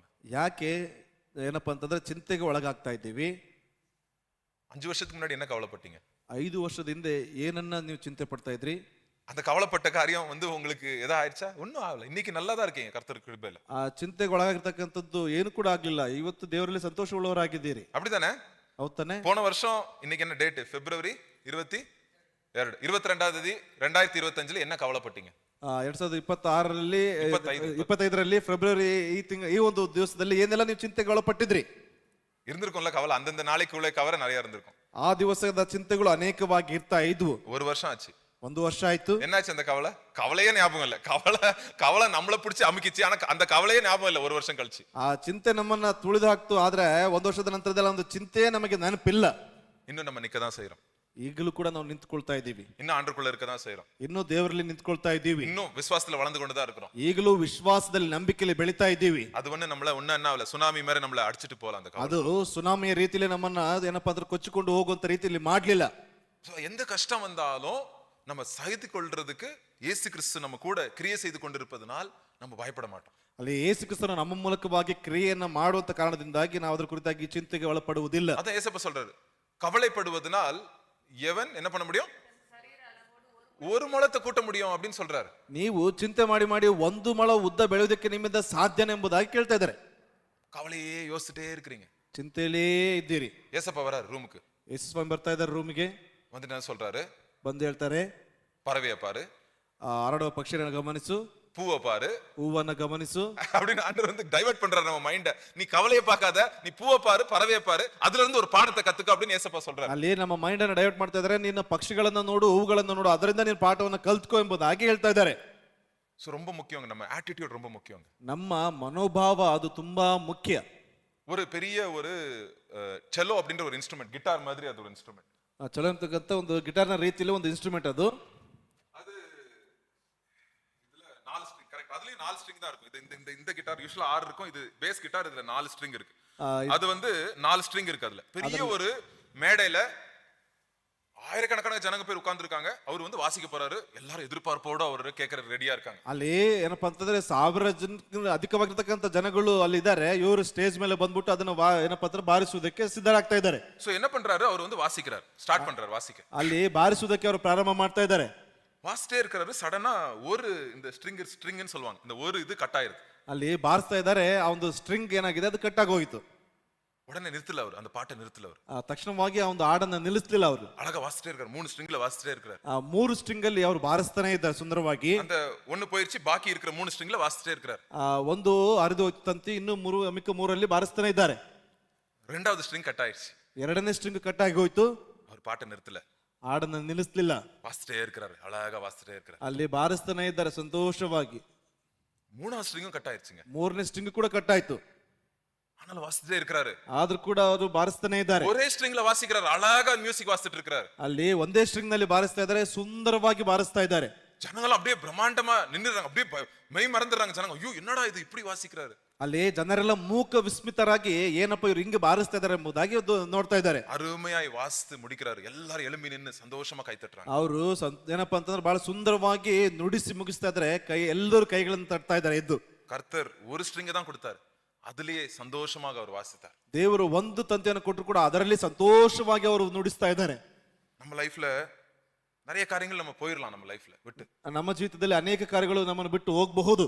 நம்ம லைஃப்ல நம்ம கோபம் வந்துருது, கவலை வந்துருது, முறுமுறுப்பு வந்துருது. ಜೀವನದಲ್ಲಿ ಚಿಂತೆ ಬರ್ತದೆ, ಗುಣಗುಟ್ಟುವಿಕೆ, ಅನೇಕ ವಿಷಯಗಳು ಬರ್ತದೆ. பட் ஆனாலும் ஆண்டவர் என்ன சொல்றாரு? ஆட்டிடியூட், பாசிட்டிவ் ஆட்டிடியூட்னா என்னதுன்னா, ஒரு பாசிட்டிவ் ஆட்டிடியூட்னா என்ன கொடுத்திருக்காரோ தேவன், ஒரு ஸ்ட்ரிங் கொடுத்திருக்காரா, ஒரு ஸ்ட்ரிங்லயே நான் பாட்டு பாடுவேன். அதான் வந்து ஆண்டவர் கொடுத்திருக்கிற அந்த ஆட்டிடியூட், பாசிட்டிவ் ஆட்டிடியூட் அப்படி நம்ம சொல்லுவோம். ಅಲ್ಲಿ ಸಕಾರಾತ್ಮಕವಾದಂತ ಮನೋಭಾವನೆ ಏನಂತಂದ್ರೆ ದೇವರು ಒಂದು ತಂತಿಯನ್ನು ಕೊಟ್ಟಿದ್ದಾರೆ ಅಂತ ಅದರ ಮೂಲಕವಾಗಿ ನಿನ್ನ ಕಾರ್ಯಗಳನ್ನ ನಡೆಸು ಎಂಬುದಾಗಿ. மியூசிக் பிளேயர் வந்து ஐயோ ஸ்ட்ரிங் கட் ஆயிடுச்சு, ரெண்டாவது ஸ்ட்ரிங் போயிடுச்சு, மூணாவது ஸ்ட்ரிங் போயிடுச்சு, அவர் கவலையே படல. அவரு ಅಲ್ಲಿ ಏನಪ್ಪಾ ಅಂತಂದ್ರೆ 1ನೇ ತಂತಿ, 2ನೇ ತಂತಿ, 3ನೇ ತಂತಿ ಅರ್ಥ ಹೋಯ್ತು ಎಂಬುದಾಗಿ ಯಾವುದೇ ಚಿಂತೆಗೆ ಒಳಪಡ್ಲಿಲ್ಲ ಅವರು. அவர் என்ன பண்றாரு? வாசித்துட்டே இருக்காரு. கர்த்தர் கொடுத்திருக்கிற தாளந்த வாசித்துட்டே இருக்காரு. ಅಲ್ಲಿ ದೇವರು ಕೊಟ್ಟಂತ ತಲಾಂತಿನ ಮೂಲಕವಾಗಿ ನುಡಿಸುತ್ತಾನೆ ಇದ್ದಾರೆ ಅವರು. தேவன் உங்க வாழ்க்கையில என்ன கொடுத்திருக்காரோ அதை நீங்க ஏற்றுக்கொள்ள நம்ம கத்துக்கணும். ದೇವರು ನಿಮ್ಮ ಜೀವನದಲ್ಲಿ ಏನೆಲ್ಲ ಕೊಟ್ಟಿದ್ದಾರೆ ಅದನ್ನ ತೆಗೆದುಕೊಳ್ಳುವುದಕ್ಕೆ ನೀವು ಪರಿಗಣಿಸಲ್ಪಡಬೇಕು. ஐயோ இவங்க போயிட்டாங்களே, அது போயிடுச்சு, இந்த காசு போயிடுச்சு, அவங்க அப்படி போயிட்டாங்களே அப்படின்னு இழந்து போனதை, கட்டானதை நீங்க யோசிச்சாதான் வந்து நம்மளுக்கு கவலை வருது நிறைய. ಅಲ್ಲಿ ಅಯ್ಯೋ ಅವ್ರು ಹಂಗೆ ಹೇಳಿದ್ರು, ಅದು ಹೋಯ್ತು ಇದು ಹೋಯ್ತಲ್ಲ ಎಂಬುದಾಗಿ ಅದೇನಪ್ಪ ಅಂತಂದ್ರೆ ಕತ್ತರಿಸಿ ಹೋಗಿರ್ತಕ್ಕಂಥದನ್ನ ಯೋಚನೆ ಮಾಡ್ತಾ ಇದ್ರೆ ಒಂದು ಚಿಂತೆಗೆ ಒಳಪಡ್ತೀವಿ. உங்க கண்ணு முன்னாடி ஆண்டு சில ஊழியங்களை கொடுத்திருக்கலாம். ನಿಮ್ಮ ಕಣ್ಣು ಮುಂದೆ ದೇವರು ಕೆಲವು ಸೇವೆಗಳನ್ನು ಕೊಟ್ಟಿರಬಹುದು. ஆண்டவர் வந்து உங்களை உபயோகப்படுத்தணும்னு ஆசைப்படுறார். ದೇವರು ನಿಮ್ಮನ್ನ ಉಪಯೋಗಿಸಬೇಕೆಂಬುದಾಗಿ ಆಸೆ ಪಡ್ತಾ ಇದ್ದಾರೆ. ஐயோ என்கிட்ட இல்லன்னு நீங்க சொல்லாதீங்க. ಅಯ್ಯೋ ನನ್ನ ಹತ್ರ ಇಲ್ಲ ಎಂಬುದಾಗಿ ಹೇಳ್ಬೇಡಿ. ஐயோ அப்படி இல்ல, இருந்துச்சு இப்ப இல்ல பிரதர், முன்னாடி இருந்துச்சு இப்ப இல்ல அப்படின்னு சொல்லாதீங்க. ಮುಂದೆ ಇತ್ತು ಈಗ ನನ್ನ ಹತ್ರ ಅದು ಇಲ್ಲ ಎಂಬುದಾಗಿ ಹೇಳ್ಬೇಡಿ. ஆண்டவர் கொடுத்திருக்கிற காரியத்தை வைத்து நீங்க வாசிங்க. அது வந்து ஆண்டவர் வந்து அருமையான ஒரு இசை போல உங்க வாழ்க்கையை மாத்துவார். ಅಲ್ಲಿ ದೇವರು ಕೊಟ್ಟಿರ್ತಕ್ಕಂಥ ತಲಾಂತನ ನೀವು ಉಪಯೋಗಿಸಿಕೊಳ್ಳ್ರಿ, ಅದು ಇಂಪಾದಂತ ಧ್ವನಿಯ ರೀತಿಯಲ್ಲಿ ದೇವರು ಅದನ್ನ ಮಾರ್ಪಡಿಸುವಂತವನಾಗಿರ್ತಾನೆ. சோ எதுக்கு நான் இது சொல்றேன்னா ரொம்ப ரொம்ப இம்பார்ட்டன்ட். நம்ம மைண்டு நம்ம இருதயத்தை ஃபாலோ பண்ணணும். இருதயத்துல என்ன நம்புறோமோ அதை தான் நம்ம மைண்ட் ஃபாலோ பண்ணணும், அதை தான் நம்ம வாயும் சொல்லணுங்க. ನಮ್ಮ ಹೃದಯ ಏನನ್ನ ನಂಬ್ತದೋ ಅದನ್ನ ಮನಸ್ಸು ನಡ್ಕೊಳ್ಬೇಕು, ಅದರ ಮೂಲಕವಾಗಿ ನಮ್ಮ ಬಾಯಿ ಅದನ್ನ ಹೇಳಲ್ಪಡಬೇಕು. சோ இப்போ அந்த 5 சீக்ரெட்டை பத்தி பேசினேன். இப்போ 5 ஆட்டிடியூட். இப்போ நம்ம மைண்ட் எப்படி சேஞ்ச் ஆகுது, இப்போ நான் எப்படி இருக்க போறேன் அப்படின்றது வந்து அப்போஸ்தலன் பவுல் சொல்றாரு. அதை பத்தி நம்ம பார்க்க போறோம். ಈಗ 5 ರಹಸ್ಯಗಳ ಕುರಿತಾಗಿ ನಾವು ಗಮನಿಸಲ್ಪಟ್ಟಿದ್ದೇವೆ. ಇನ್ನು ಮಿಕ್ಕ 5 ಮನೋಭಾವಗಳನ್ನ ನಾವು ಯಾವ ರೀತಿಯಾಗಿರ್ತಕ್ಕಂಥ ಮನೋಭಾವನೆಯಿಂದ ಇರಲ್ಪಡಬೇಕು ಎಂಬುದಾಗಿ. சோ உங்களுக்கு இந்த பயோடேட்டான்னு சொல்லுவாங்க. பயோடேட்டா வேலைக்கு போகும்போது என்ன கொண்டு போவீங்க, வேலைக்கு இன்டர்வியூ பண்ணும்போது என்ன கொடுப்பீங்க, பயோடேட்டா கொடுப்பீங்களா? என்னென்னலாம் பண்ணிருக்கீங்க உங்க வாழ்க்கையில, என்னென்னலாம் சாதிச்சிருக்கீங்க, உங்க சாதனைகள் எல்லாம் என்ன பண்ணுவாங்க லிஸ்ட் பண்ணிட்டு வேலைக்கு இந்த எஜமான்ட்ட போய் பேசுவாங்க. சார் இவ்வளவு சாதனை இருக்கு சார், எனக்கு வேலை கொடுப்பீங்களா சார் அப்படின்னு கேட்பாங்க. ಅಲ್ಲಿ ಬಯೋಡೇಟಾವನ್ನು ಏನ್ ಮಾಡ್ತೀರಿ ನೀವು, ಕೆಲಸಕ್ಕೆ ಸೇರುವಂತ ಒಂದಕ್ಕಿಂತ ಮುಂಚಿತವಾಗಿ ಈ ರೀತಿಯಾದಂತ ವಿಶೇಷ ಸಾಧನೆಗಳನ್ನ ನಾನು ಮಾಡಲ್ಪಟ್ಟಿದ್ದೇನೆ ಸರ್ ಎಂಬುದಾಗಿ ಒಂದು ಯಜಮಾನರಿಗೆ ತೋರಿಸ್ತೀನಿ. சோ பவுலோட சாதனை என்னன்னு பாப்போமா கொஞ்ச நேரம்? ಪೌಲನ ಒಂದು ಸಾಧನೆಗಳೇನೆಂಬುದಾಗಿ ಗಮನಿಸೋಣ. 3வது அதிகாரம் 5லிருந்து 7வது வசனம். 3ನೇದು 5ರಿಂದ 7ನೇ ವಚನ. நான் 8ஆம் நாளில் விருத்த சேதனம் அடைந்தவன், இஸ்ரவேல் வம்சத்தான், பென்யமீன் கோத்திரத்தான், எபிரேயரில் பிறந்த எபிரேயன், நியாய பிரமாணத்தின்படி பரிசேயன், பக்தி வைராக்கியத்தின்படி சபையை துன்பப்படுத்தினவன், நியாய பிரமாணத்திற்குரிய நீதியின்படி குற்றம் சாட்டப்படாதவன். பாருங்க எவ்வளவு அருமையா இந்த லிஸ்ட பார்த்தா நம்மளுக்கே பயமாயிடுது. ಈ ಲಿಸ್ಟ್ ಅನ್ನ ಗಮನಿಸಿದ್ರೆ ನಮಗೆ ಭಯ ಆಗ್ತದೆ. எபிரேயர்ல எபிரேயன், ಇಬ್ರಿಯರಲ್ಲಿ ಇಬ್ರಿಯನು, பெஞ்சமின் கோத்திரம், ಬೆಂಜಮಿನ್ ಕುಲದವನು. 8வது நாள் விருத்த சேதனம் கரெக்டா அவங்க அப்பா அம்மா அவங்களுக்கு பண்ணிட்டாங்க. ಹುಟ್ಟಿದ 8ನೇ ದಿನದಲ್ಲಿ ಏನಪ್ಪಾ ಅಂತಂದ್ರೆ ಸರಿಯಾಗಿ ಸುನ್ನತಿನ ಮಾಡಲ್ಪಟ್ಟಿದ್ದಾರೆ. எல்லா ரூல்ஸையும் பழைய ஏற்பாட்டு ரூல்ஸ் எல்லாம் ஃபாலோ பண்ண மனுஷன், ಅಳವಡಿಕೆ ಎಲ್ಲಾ ನೇಮ ನಿಷ್ಠೆಗಳನ್ನ ಪರಿಪಾಲಿಸಿಕೊಂಡು ಬಂದಂತ ವ್ಯಕ್ತಿ. இருதயத்துல ஃபாலோ பண்ணாரா தெரியல, அட்லீஸ்ட் வெளிப்படையாய் ஃபாலோ பண்ணாரு. ಹೃದಯದಲ್ಲಿ ಆತನು ಏನಪ್ಪಾ ಅಂತಂದ್ರೆ ಪಾಲನೆ ಮಾಡಿದ ಗೊತ್ತಿಲ್ಲ, ಆದ್ರೆ ಹೊರಗಿನ ತೋರ್ಪಡಿಕೆಯಲ್ಲಿ ಪಾಲನೆ ಮಾಡಿಕೊಂಡಿದ್ದಾನೆ. சோ அவரு என்ன ஸ்டாப் பண்ணுமா இல்லையா? ಬೆಳಗ್ಗೆನ ಈ ತರನೇ ಆಯ್ತು 2 ಸತಿ. ಓಕೆ ಸರಿ, ಓಕೆ ಓಕೆ ಓಕೆ ಕಂಟಿನ್ಯೂ ஆகுதா இல்ல கட் ஆயிருச்சா? ஓகே ஓகே சரி. சோ இவருடைய பயோடேட்டா காட்டுறாரு. பயங்கரமான பயோடேட்டா இது. ಅದು ಭಯಂಕರವಾದಂತ ಬಯೋಡೇಟಾ. ಇದನ್ನ ಗಮನಿಸ್ತಾ ಇದ್ದಾರೆ. ಸಾಧನೆಗಳು. இப்போ இந்த சாதனையெல்லாம் என்ன பண்ற பாருங்க. ಈ ಸಾಧನೆಗಳೆಲ್ಲ ಏನ್ ಮಾಡಿದ್ರು ಗಮನಿಸ್ರಿ. ಇದ್ದ இந்த சாதனைன்னு வச்சுங்களேன். எல்லாம் பிரதர் ಒಂದು ಪೇಜ್ ಅರಿತೀನಿ, ಏನು ಬೇಜಾರು ಮಾಡ್ಕೊಂಬೇಡಿ. சோ இதான் சாதனை. ಇದೇ ಸಾಧನೆ. எல்லா சாதனையும் எழுதி வச்சிட்டாரு. ಎಲ್ಲಾ ಸಾಧನೆಗಳನ್ನ ಬರೆದಿಟ್ಟಿದ್ದಾರೆ. இப்படி குப்பை போರಿ என்ன பண்றாரு, இப்படி பார்சல் பண்ணிட்டு ಕುಪ್ಪೆ ತೊಟ್ಟಿಲ್ಲ அப்படி போடுறாரு. ಇಲ್ಲೆಲ್ಲವನ್ನ ಏನ್ ಮಾಡಿದ್ರು ಅಂತಂದ್ರೆ ಗಂಟು ಮಾಡಿ ಏನಪ್ಪಾ ಅಂತಂದ್ರೆ ಒಂದು ಕಸದ ತೊಟ್ಟಿಗೆ ಹಾಕ್ತಾ ಇದ್ದಾರೆ. ஏன் நீதி ஒண்ணும் இல்ல, நான் கர்த்தருக்காக செஞ்சது ஒண்ணும் இல்ல, அவர் என்ன செஞ்சாரு பாருங்க அப்படின்னு சொல்றாரு. 7வது ನಾನು ಮಾಡಿರ್ತಕ್ಕಂಥದ್ದು ಏನು ಇಲ್ಲ, ಕರ್ತರು ನನಗಾಗಿ ಮಾಡಿರ್ತಕ್ಕಂಥದ್ದನ್ನ ನೋಡ್ರಿ. 7வது வசனம் பாருங்க. 7ನೇ ವಚನ. ஆகிலும் எனக்கு லாபமாய் இருந்தவைகள் எவைகளோ, என் லைஃப்ல இருந்த லாபமா இருந்த என்னுடைய பதவி, என்னுடைய பொருள் எல்லாம் வந்து அவைகளை கிறிஸ்துவுக்காக நஷ்டம் என்று எண்ணினேன். அடுத்தது, அது மாத்திரமல்ல, என் கர்த்தராகிய கிறிஸ்து இயேசுவை அறிகிற அறிவின் மேன்மைக்காக எல்லாவற்றையும் நஷ்டமென்று எண்ணிக்கொண்டிருக்கிறேன். எல்லாவற்றையும் நஷ்டம் என்று எண்ணிக்கொண்டிருக்கிறேன். அது மாத்திரம் இல்ல, இன்னொன்னு அப்புறம் நஷ்டம் தானா? அது வந்து 11ஆம் வசனம். அவருக்காக எல்லாவற்றையும் நஷ்டமென்று விட்டேன், குப்பையுமாக எண்ணுகிறேன். குப்பையா எண்ணுகிறேன் அப்படின்னு சொல்றாரு. ಅಲ್ಲಿ ಎಲ್ಲವನ್ನು ಆತನ ನಿಮಿತ್ತವಾಗಿ ನಾನು ಎಲ್ಲವನ್ನ ಕಳೆದುಕೊಂಡು ಅದನ್ನ ಕಸವೆಂದೆಣಿಸುತ್ತೇನೆ. ஏன் இப்படி நினைக்கிறாரு? அவர் சர்டிபிகேட் இப்போ நீங்க வந்து பிரதர் அந்த போட்டோல போட்டிருக்கு, அது மாதிரி பண்ணிடாதீங்க தயவு செய்து. அந்த உங்க டிகிரி சர்டிபிகேட்லாம் போட்டு எரிச்சிடாதீங்க, அந்த போட்டோல போட்டிருக்கிற மாதிரி. ಅಲ್ಲಿ ಫೋಟೋದಲ್ಲಿ ಹಾಕಿರ್ತಕ್ಕಂಥ ರೀತಿಯಲ್ಲಿ ನಿಮ್ಮ ಒಂದು ಸರ್ಟಿಫಿಕೇಟ್ಗಳನ್ನೆಲ್ಲ ಆ ರೀತಿಯಾಗಿ ಬೆಂಕಿಗೆ ಹಾಕ್ಬೇಡ್ರಿ. ஆனா எரிங்க ಉங்க ಸರ್ಟಿಫಿಕೇಟ್. ನಿಮ್ಮ ಸರ್ಟಿಫಿಕೇಟ್ಗಳನ್ನ ಬೆಂಕಿ ಹಾಕ್ಬೇಕು. ರಿಯಲ್ ಸರ್ಟಿಫಿಕೇಟ್ ಅಲ್ಲ, ನಿಮ್ಮ ನಿಜವಾದಂತ ಸರ್ಟಿಫಿಕೇಟ್ ಅಲ್ಲ. ಸರ್ಟಿಫಿಕೇಟ್ ಲಿಂದ ವರ ಮರ್ಯಾದೆ ಹೃದಯದಲ್ಲಿ ಎರಿಕணும். ಆ ಸರ್ಟಿಫಿಕೇಟ್ ಇಂದ ಬರ್ತಕ್ಕಂಥ ಮರ್ಯಾದೆನೆಲ್ಲ ನಿಮ್ಮ ಹೃದಯದಲ್ಲಿ ಸುಟ್ಟು ಹಾಕ್ಬೇಕು. ஏன்னா பரலோக குடிமக்கள் நம்ம. ಯಾಕಂದ್ರೆ ಪರಲೋಕದ ಪೌರತ್ವದ ಮಕ್ಕಳು ನಾವು. என் டிகிரி தான் என்னோட ஐடென்டிட்டி இல்ல. ಆ ಡಿಗ್ರಿ ನನ್ನ ಒಂದು ಗುರುತಲ್ಲ. இந்த உலக காரியங்கள் எனக்கு வந்து மதிப்பை கொடுக்காது. இந்த உலகத்தெல்லாம் பாருங்களேன், என்ன படிச்சிருக்க, எவ்வளவு சம்பாதிச்சிருக்கிற, எவ்வளவு பணம் சேர்த்திருக்கிற, அதுதான் உங்களுக்கு மதிப்பை கொடுக்கும். உலகக்காரங்க அப்படிதான் மதிப்பு கொடுப்பாங்க. ಲೌಕಿಕವಾಗಿ ಗಮನಿಸಿದ್ರೆ ಎಷ್ಟು ಓದಿದ್ದೆ, ಎಷ್ಟು ಸಂಪಾದನೆ ಮಾಡಿದ್ದೆ, ಎಷ್ಟು ಸೇರಿಸಿಟ್ಟಿದ್ದೀನಿ, ಅದರ ಮೂಲಕವಾಗಿನೇ ನಿಮಗೆ ಮರ್ಯಾದೆಯನ್ನು ಕೊಡ್ತಾರೆ. இங்க பவுல் சொல்றாரு, என்னுடைய எல்லா இதையும் தூக்கி என்ன பண்றேன், குப்பை, இங்கிலீஷ்ல வந்து டங்குன்னு இருக்கு, அப்படின்னா சகனி, ಸಾಣಿಯ ನಾ ಕರೆದ್ರೆ அப்படின்னு சொல்றாரு. ಅಲ್ಲಿ ಏನಪ್ಪಾ ಅಂತಂದ್ರೆ ಎಲ್ಲವನ್ನ ಕಸವೆಂದೆಣಿಸುತ್ತೇನೆ ಎಂಬುದಾಗಿ ಹೇಳ್ತಾ ಇದೆ. ಅದು ಕಸ ಸ್ವಲ್ಪ ಚೆನ್ನಾಗಿದೆ ವರ್ಡ್, ಇಂಗ್ಲಿಷ್ ಅಲ್ಲಿ ಡಂಗ್ ಅಂತ ಇದೆ. ಡಂಗ್ ಅಂದ್ರೆ ನಾಯಿ ಮಾಡೋ ಚೀಚಿ, ಅದೇ ಮಾಡೋ ಚೀಚಿ. ಅದು ಅದೇನಪ್ಪ ಅಂದ್ರೆ ಸಗಣಿ. என் படிப்பு, என்னுடைய டிகிரி, என் சர்டிபிகேட், என் பணம், என்னுடைய ஆவிக்குரிய வளர்ச்சி எல்லாம் ಸಗಣಿ அப்படின்னு ಅಲ್ಲಿ ನನ್ನ ಒಂದು ಓದುವ ವಿದ್ಯಾಭ್ಯಾಸ ಡಿಗ್ರಿ ಎಲ್ಲವೂ ಏನಪ್ಪಾ ಅಂತಂದ್ರೆ ಸಗಣಿಯ ರೀತಿಯಲ್ಲಿ. ஏசப்பா தான் எனக்கு எல்லாம். ಯೇಸುವೇ ನನಗೆ ಎಲ್ಲ. அவ இயேசு கிறிஸ்துவை புரிந்து கொள்றதுதான் லாபம். ஏசப்பா தான் லாபம், மிச்சதெல்லாம் ಲಾಸ್. ಅಲ್ಲಿ ಯೇಸುವನ್ನು ಅರ್ಥಕೊಳ್ಳುವಂತದ್ದೇ ಲಾಭ, ಮಿಕ್ಕ ಎಲ್ಲವೂ ಕೂಡ ನನಗೆ ನಷ್ಟ. ಅಂದ್ರೆ ತುಂಬಾ ಜನಕ್ಕೆ ಏಸಪ್ಪನೂ ಬೇಕು, ಇದು ಬೇಕು, ಎರಡು ಬೇಕು, ಈ ಲಾಭನೂ ಬೇಕು, ಈ ಲಾಭನೂ ಬೇಕು. ಆದ್ರೆ ಅನೇಕರಿಗೆ ಯೇಸು ಬೇಕು ಮತ್ತು ಅದೇ ರೀತಿಯಾಗಿ ಈ ಲಾಭವನ್ನು ಕೂಡ ಅವರಿಗೆ ಬೇಕು. ಅದು ಆಂಡ್ರು ಕೊಡ್ತಾ ಕರ್ತರಿಗೆ ಸ್ತೋತ್ರ, ಅದು ದೇವ್ರು ಕೊಟ್ರೆ ದೇವ್ರಿಗೆ ಸ್ತೋತ್ರ. ಪಣ ಬಂದ உங்களுக்கு படிப்பு வந்தா எல்லாம் ஏசப்பாக யூஸ் பண்ணுங்க. ನಿಮಗೆ ಹಣ ಬಂದ್ರೆ ಬೇರೆ ಎಲ್ಲ ಬಂದ್ರು ಕೂಡ ಯೇಸುವಿಗಾಗಿ ಉಪಯೋಗಿಸಿಕೊಡ್ರಿ. கொடுத்தது அவர்தானே, ಕೊಟ್ಟಿರ್ತಕ್ಕಂಥದ್ದು ಅವರೇ ತಾನೇ. பணத்தை வந்து ஆண்டவர் என்னைக்கு குறை சொல்ல மாட்டார். பணம் மேல ಯೋಸನೆ ಕವಲ ಬಂದಾದ ಆಂಡ್ರು வந்து சொல்வார் ஏன்பா அப்படின்னு சொல்வார். ಅಲ್ಲಿ ಆ ಒಂದು ಹಣದ ಮೇಲೆ ಚಿಂತೆ ಬಂತಂದ್ರೆ ದೇವ್ರು ಕೇಳ್ತಾರೆ ಯಾಕಪ್ಪ ಎಂಬುದಾಗಿ. பணம் படிப்பெல்லாம் ஆண்டவருக்கு வந்து ಮಹಿಮೆಗೆ ಯೂಸ್ பண்ணலாம் நம்ம. ಅಲ್ಲಿ ಹಣವಾಗಿರಬಹುದು ಅಥವಾ ಏನಪ್ಪಾ ಅಂತಂದ್ರೆ ವಿದ್ಯಾಭ್ಯಾಸವನ್ನ ದೇವರ ಮಹಿಮೆಗಾಗಿ ಉಪಯೋಗಿಸಬಹುದು. ஒரு உதாரணம் சொல்றேன், ಉದಾಹರಣೆ ಹೇಳ್ತೀನಿ. 50 வருஷம் ஆச்சு எங்க ஸ்கூல்ல வந்து போன நேத்து முந்தா நேத்துலாம் எங்க ஸ்கூல் வெப்ஸ்டர் ஸ்கூல்ல ஒரு ஃபங்க்ஷன் வச்சிருந்தாங்க. ವೆಬ್ಸ್ಟರ್ ಸ್ಕೂಲ್ ನಲ್ಲಿ ಒಂದು ಫಂಕ್ಷನ್ ಅನ್ನು ಇಟ್ಕೊಂಡಿದ್ರು. 50 வருஷம் ஃபங்க்ஷன். சோ எல்லா பழைய ஸ்டூடண்ட்ஸ் எல்லாம் வந்தாங்க. எங்க ஃப்ரெண்ட்ஸ் எல்லாம் வாட்ஸ்அப் குரூப்ல ஏய் நான் போறேன் நீ போறேன் அப்படின்னு எல்லாம் வந்து ரெடியா இருந்தாங்க. 50 ವರ್ಷ ಆಗಿದೆ, ಪೂರೈಸಲ್ಪಟ್ಟಿದೆ. ಅನೇಕ ಸ್ನೇಹಿತರು ಏನಪ್ಪಾ ಅಂತಂದ್ರೆ ನಾನು ಹೋಗ್ತೀನಿ ನೀನು ಹೋಗ್ತೀನಿ ಎಂಬುದಾಗಿ ಒಂದು ಗ್ರೂಪ್ ನಲ್ಲಿ ಆಗ್ತಾ ಇದ್ರು. எனக்கு ஆசை தான், போகணும்னு ஆசை தான். ಅಣ್ಣನವರಿಗೆ ಆಸೆ ಹೋಗ್ಬೇಕೆಂಬುದಾಗಿ. ஆனா ஒரு சின்ன ஒரு பிரச்சனை. ಆದ್ರೆ ಚಿಕ್ಕದಂತ ಒಂದು ಸಮಸ್ಯೆ. அங்க போனா ஃப்ரெண்ட்ஸ் எல்லாம் பார்க்கலாம், என்னென்ன பண்றீங்க, 20 வருஷம் கழிச்சு நிறைய ஃப்ரெண்ட்ஸ் எல்லாம் பார்க்கலாம், என்னென்ன பண்றீங்க எல்லாரும் விசாரிக்கலாம், எல்லாம் பேசலாம். ಅಲ್ಲಿ ಅನೇಕ ಸ್ನೇಹಿತರು ಬಂದಿರ್ತಾರೆ. 20 ವರ್ಷದ ನಂತರದಲ್ಲಿ ಏನೆಲ್ಲ ಮಾಡಿದ್ರಿ ಎಂಬುದಾಗಿ ವಿಚಾರಿಸಬಹುದು. ஆனா போக முடியல. ಆದ್ರೆ ಹೋಗೋದಕ್ಕಾಗ್ಲಿಲ್ಲ. ஒரு சிக்கல், ಒಂದ್ ರೀತಿಯಾದಂತ ಕಷ್ಟಕರ ಪರಿಸ್ಥಿತಿ. ஏன்னா நேத்து தான் நம்ம யூத்ஸ் எல்லாம் வந்துட்டு ஒரு பைபிள் ஸ்டடி பிளஸ் ஒரு ಔಟಿಂಗ್ கூட்டு போலான்னு இருந்தோம் ಹೊಸೂರು ಪಕ್ಕ. ಹೊಸೂರು ಪಕ್ಕದಲ್ಲಿ ನಿನ್ನೆ ಏನಪ್ಪಾ ಅಂತಂದ್ರೆ ಯವನಸ್ಥರನ್ನ ಒಂದು ಔಟಿಂಗ್ ಕರೆದುಕೊಂಡು ಹೋಗುವಂತ ಆಲೋಚನೆ ಮಾಡಿದ್ವಿ. அங்க சமைச்சு சாப்பிட்டு அப்புறம் அங்கேயே ஆண்டவருடைய பைபிள் ஸ்டடி பண்ணிட்டு ஜோம் பண்ணிட்டு நல்லா சந்தோஷமா குளிச்சிட்டு தண்ணியில வந்தோம் எல்லாரும். ಅಲ್ಲೇ ಅಡಿಗೆಯನ್ನ ಮಾಡಿ ಬೈಬಲ್ ಸ್ಟಡಿಯನ್ನ ಮಾಡಿ ಅದಾದ ನಂತರದಲ್ಲಿ ಅಲ್ಲಿಂದ ಸ್ನಾನವನ್ನು ಮಾಡಿ ಬರಲ್ಪಟ್ವಿ. சோ எங்க போறது, ಎಲ್ಲಿ ಹೋಗೋದು? ஸ்கூல் ரீயூனியனுக்கு போறதா இல்லாட்டி பைபிள் ஸ்டடி யூத் ஆத்து பக்கத்துல ಯೂತ್ ಮೀಟಿಂಗ್ போறதா? ಅಲ್ಲಿ ಸ್ಕೂಲ್ ರಿಯೂನಿಯನ್ಗೆ ಹೋಗೋದಾ ಅಥವಾ ಒಂದು ಕೆರೆ ಪಕ್ಕದಲ್ಲಿ ಏನಪ್ಪಾ ಅಂತಂದ್ರೆ ಒಂದು ಯೂತ್ ಮೀಟಿಂಗ್ ಅನ್ನ ನಡೆಸುವಂತದಕ್ಕೆ ಹೋಗುವಂತದ್ದಾ? ಈಸಿ ಆನ್ಸರ್, ಈಸಿ ಆನ್ಸರ್ ಇದು. ಈಸಿ ಆನ್ಸರ್ ಇದು. பரலோக குடிமக்கள் நம்ம, ನಾವೆಲ್ಲ ಪರಲೋಕದ ಮಕ್ಕಳು. பரவாயில்ல, அன்னைக்கு நாளைக்கு பாத்துக்கலாம் ಫ್ರೆಂಡ್, ஆனா இன்னைக்கு நம்ம ஊழியம் செய்யணும். அதான் வந்து நான் ಪರವಾಗಿಲ್ಲ, ನಾಳೆಗೆ ಸ್ನೇಹಿತರ ನೋಡ್ಕೊಳ್ಳೋಣ, ಇವತ್ತಿಗೆ ಸೇವೆನ ಮಾಡಬೇಕು. சோ இதான் நம்மளுடைய அடையாளமே. ஆண்டவர் தான் நம்மளுக்கு அடையாளம். ದೇವರೇ ನಮಗೆ ಗುರುತು. நம்ம படிப்பு நம்ம பணம் அடையாளம் இல்ல. ನಮ್ಮ ವಿದ್ಯಾಭ್ಯಾಸ ನಮ್ಮ ಹಣವಲ್ಲ. 2009 ಇದು ஒரு ಕೇಳ್ವಿ வந்துச்சு எனக்கு. 2009ರಲ್ಲಿ ಒಂದು ಪ್ರಶ್ನೆ ಬಂತು ನನಗೆ, இந்தியாவா அமெரிக்காவா?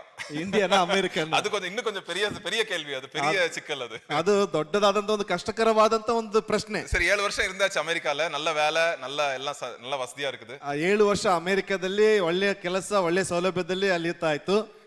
சரி அப்பா மேரேஜ் பண்ண சொல்றாரு, மேரேஜ் பண்ணா லைஃப் செட்டில், அங்கேயே வந்து செட்டில் ஆயிரும், அவ்வளவுதான். ஒரு வாட்டி மேரேஜ் ಆனா அப்புறம் வர முடியாதுங்க. ಅಲ್ಲಿ ಅಂಕಲ್ ಅವರು ಮದುವೆಗೆ ಸಿದ್ಧ ಮಾಡ್ತಾ ಇದ್ರು. ಮದುವೆ ಆದ್ರೆ ಅಲ್ಲೇ ಸೆಟ್ಲ್, ಬರೋದಕ್ಕೆ ಆಗೋದಿಲ್ಲ ಈ ಭಾಗದಲ್ಲಿ. ஆனா இருதயத்திலே ஆண்டவர் கிரியை செய்றார். ಆ ಹೃದಯದಲ್ಲಿ ದೇವರು ಕ್ರಿಯೆ ಮಾಡ್ತಾ ಇದ್ದಾರೆ. விட்டுரு எல்லாத்தையும், பரவாயில்ல, ಎಲ್ಲವನ್ನ ಬಿಟ್ಬಿಡು, ಪರವಾಗಿಲ್ಲ. உன்னை அங்கேயும் பாத்துக்க, இந்தியாலே உன்னை அமெரிக்காலே பாத்துக்க கடவுள், உன்னை இந்தியால பாத்துக்க மாட்டானா அப்படின்னு ஆண்டவர் சொல்றாரு. ಅಮೆರಿಕದಲ್ಲಿ ನೋಡಿರ್ತಕ್ಕಂಥ ದೇವರು ನಿನ್ನನ್ನು ಭಾರತದಲ್ಲಿ ನೋಡ್ಕೊಳ್ಳುವುದಿಲ್ವಾ? சரி டாடா, அமெரிக்காக்கு டாடா போட்டு இந்தியாக்கு ஹாய் அப்படின்னு வந்தாச்சு. ಅಲ್ಲಿ ಅಮೆರಿಕಕ್ಕೆ ಟಾಟಾ ಹೇಳ್ಬಿಟ್ಟು ಇಂಡಿಯಾಗೆ ಹಾಯ್ ಹೇಳ್ಬಿಟ್ಟು ಬಂದಾಯ್ತು. நம்மளுடைய அடையாளம் வந்து ಅಮೆರಿಕಾ இல்ல, நம்ம படிப்பு இல்ல, நம்ம பணம் இல்லங்க.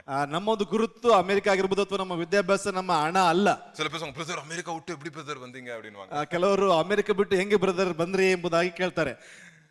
கிறிஸ்துவுக்காக எல்லாம் என்னது, நம்ம எல்லாம் ಸಗಣಿ, ಅಮೆರಿಕಾ ಸಗಣಿ தான். ಕ್ರಿಸ್ತನಿಗಾಗಿ ಅಣ್ಣರ ಪ್ರಕಾರ ಏನಪ್ಪಾ ಅಂತಂದ್ರೆ ಅಮೆರಿಕ ಕೂಡ ಒಂದು ರೀತಿಯಾಗಿ ಸಗಣಿನೇ. சோ அதனால கிறிஸ்து தான் நமக்கு இருக்கிறாரு, அது போதுங்க. ಕ್ರಿಸ್ತನು ನಮಗಾಗಿದ್ದಾನ, ಅದು ಸಾಕು ನಮಗೆ. சோ நம்மளுடைய அடையாளம் என்ன நம்ம லைஃப்ல? ನಮ್ಮ ಒಂದು ಗುರುತು ನಮ್ಮ ಜೀವನದಲ್ಲಿ ಏನು? நம்ம அடையாளம் என்னன்னு நம்ம இருதயத்துல ஸ்ட்ராங் ஆயிட்டோம்னா எந்த கவலை வந்தாலும் எந்த கஷ்டம் வந்தாலும் நம்ம சந்திப்போங்க. ಅಲ್ಲಿ ಹೃದಯದಲ್ಲಿ ನಾವು ದೃಢವಾಗಿದ್ರೆ ಎಂತ ಕಷ್ಟ ಏನೇ ಬಂದ್ರು ಕೂಡ ನಾವು ಅದನ್ನು ಎದುರಿಸ್ತೇವೆ. புரிஞ்சுல எல்லாருக்கும்? ஓகே, செகண்ட் பாயிண்ட் நம்ம போறோம். ಎರಡನೇ ಅಂಶಕ್ಕೆ ಹೋಗೋಣ. தாழ்மை. இயேசு கிறிஸ்துவின் தாழ்மை, அவருடைய ஆட்டிடியூட் நம்மளுக்குள்ள அப்படியே வந்துருதுங்க. அந்த தாழ்மை வந்துருது. ಯೇಸು ಕ್ರಿಸ್ತನ ತಾಳ್ಮೆ, ಮನತಾಳ್ಮೆ ನಮ್ಮಲ್ಲೂ ಕೂಡ ಅದು ಬರುವಂತದ್ದಾಗಿರ್ತದೆ. நான் சொல்ல எல்லாரும் பிறக்கும் போது 1.5 டன் ஈகோவோட பிறக்கிறோம் எல்லாரும். ಎಲ್ಲರೂ ಹುಟ್ಟುವಂತ ಸಮಯದಲ್ಲಿ 1 ಟನ್ ಏನಪ್ಪಾ ಅಂತಂದ್ರೆ 1.5 ಟನ್ ಅಹಂ ಇಟ್ಕೊಂಡು ಹುಟ್ತಾರೆ. நான் சுயம் என்ற ஒரு எல்லாருக்குள்ளயும் இருக்கு. சுயம் எல்லாருக்குள்ளயும் இருக்கு. ಅಹಂ ಭಾವನೆ, ನಾನು ಎಂಬತಕ್ಕಂಥದ್ದು ಅಧಿಕವಾಗಿ ಅವರಲ್ಲಿ ಕಾಣಿಸ್ಕೊಳ್ತದೆ. ಲೇಡೀಸ್ಗೆ 1.5 ಟನ್ இருக்கு, ಜೆಂಟ್ಸ್ಗೆ 3 ಟನ್ இருக்கு ಬ್ರದರ್. ಲೇಡೀಸ್ಗೆ 1.5 ಟನ್ ಇದ್ರೆ ಗಂಡು ಮಕ್ಕಳಿಗೆ 3 ಟನ್.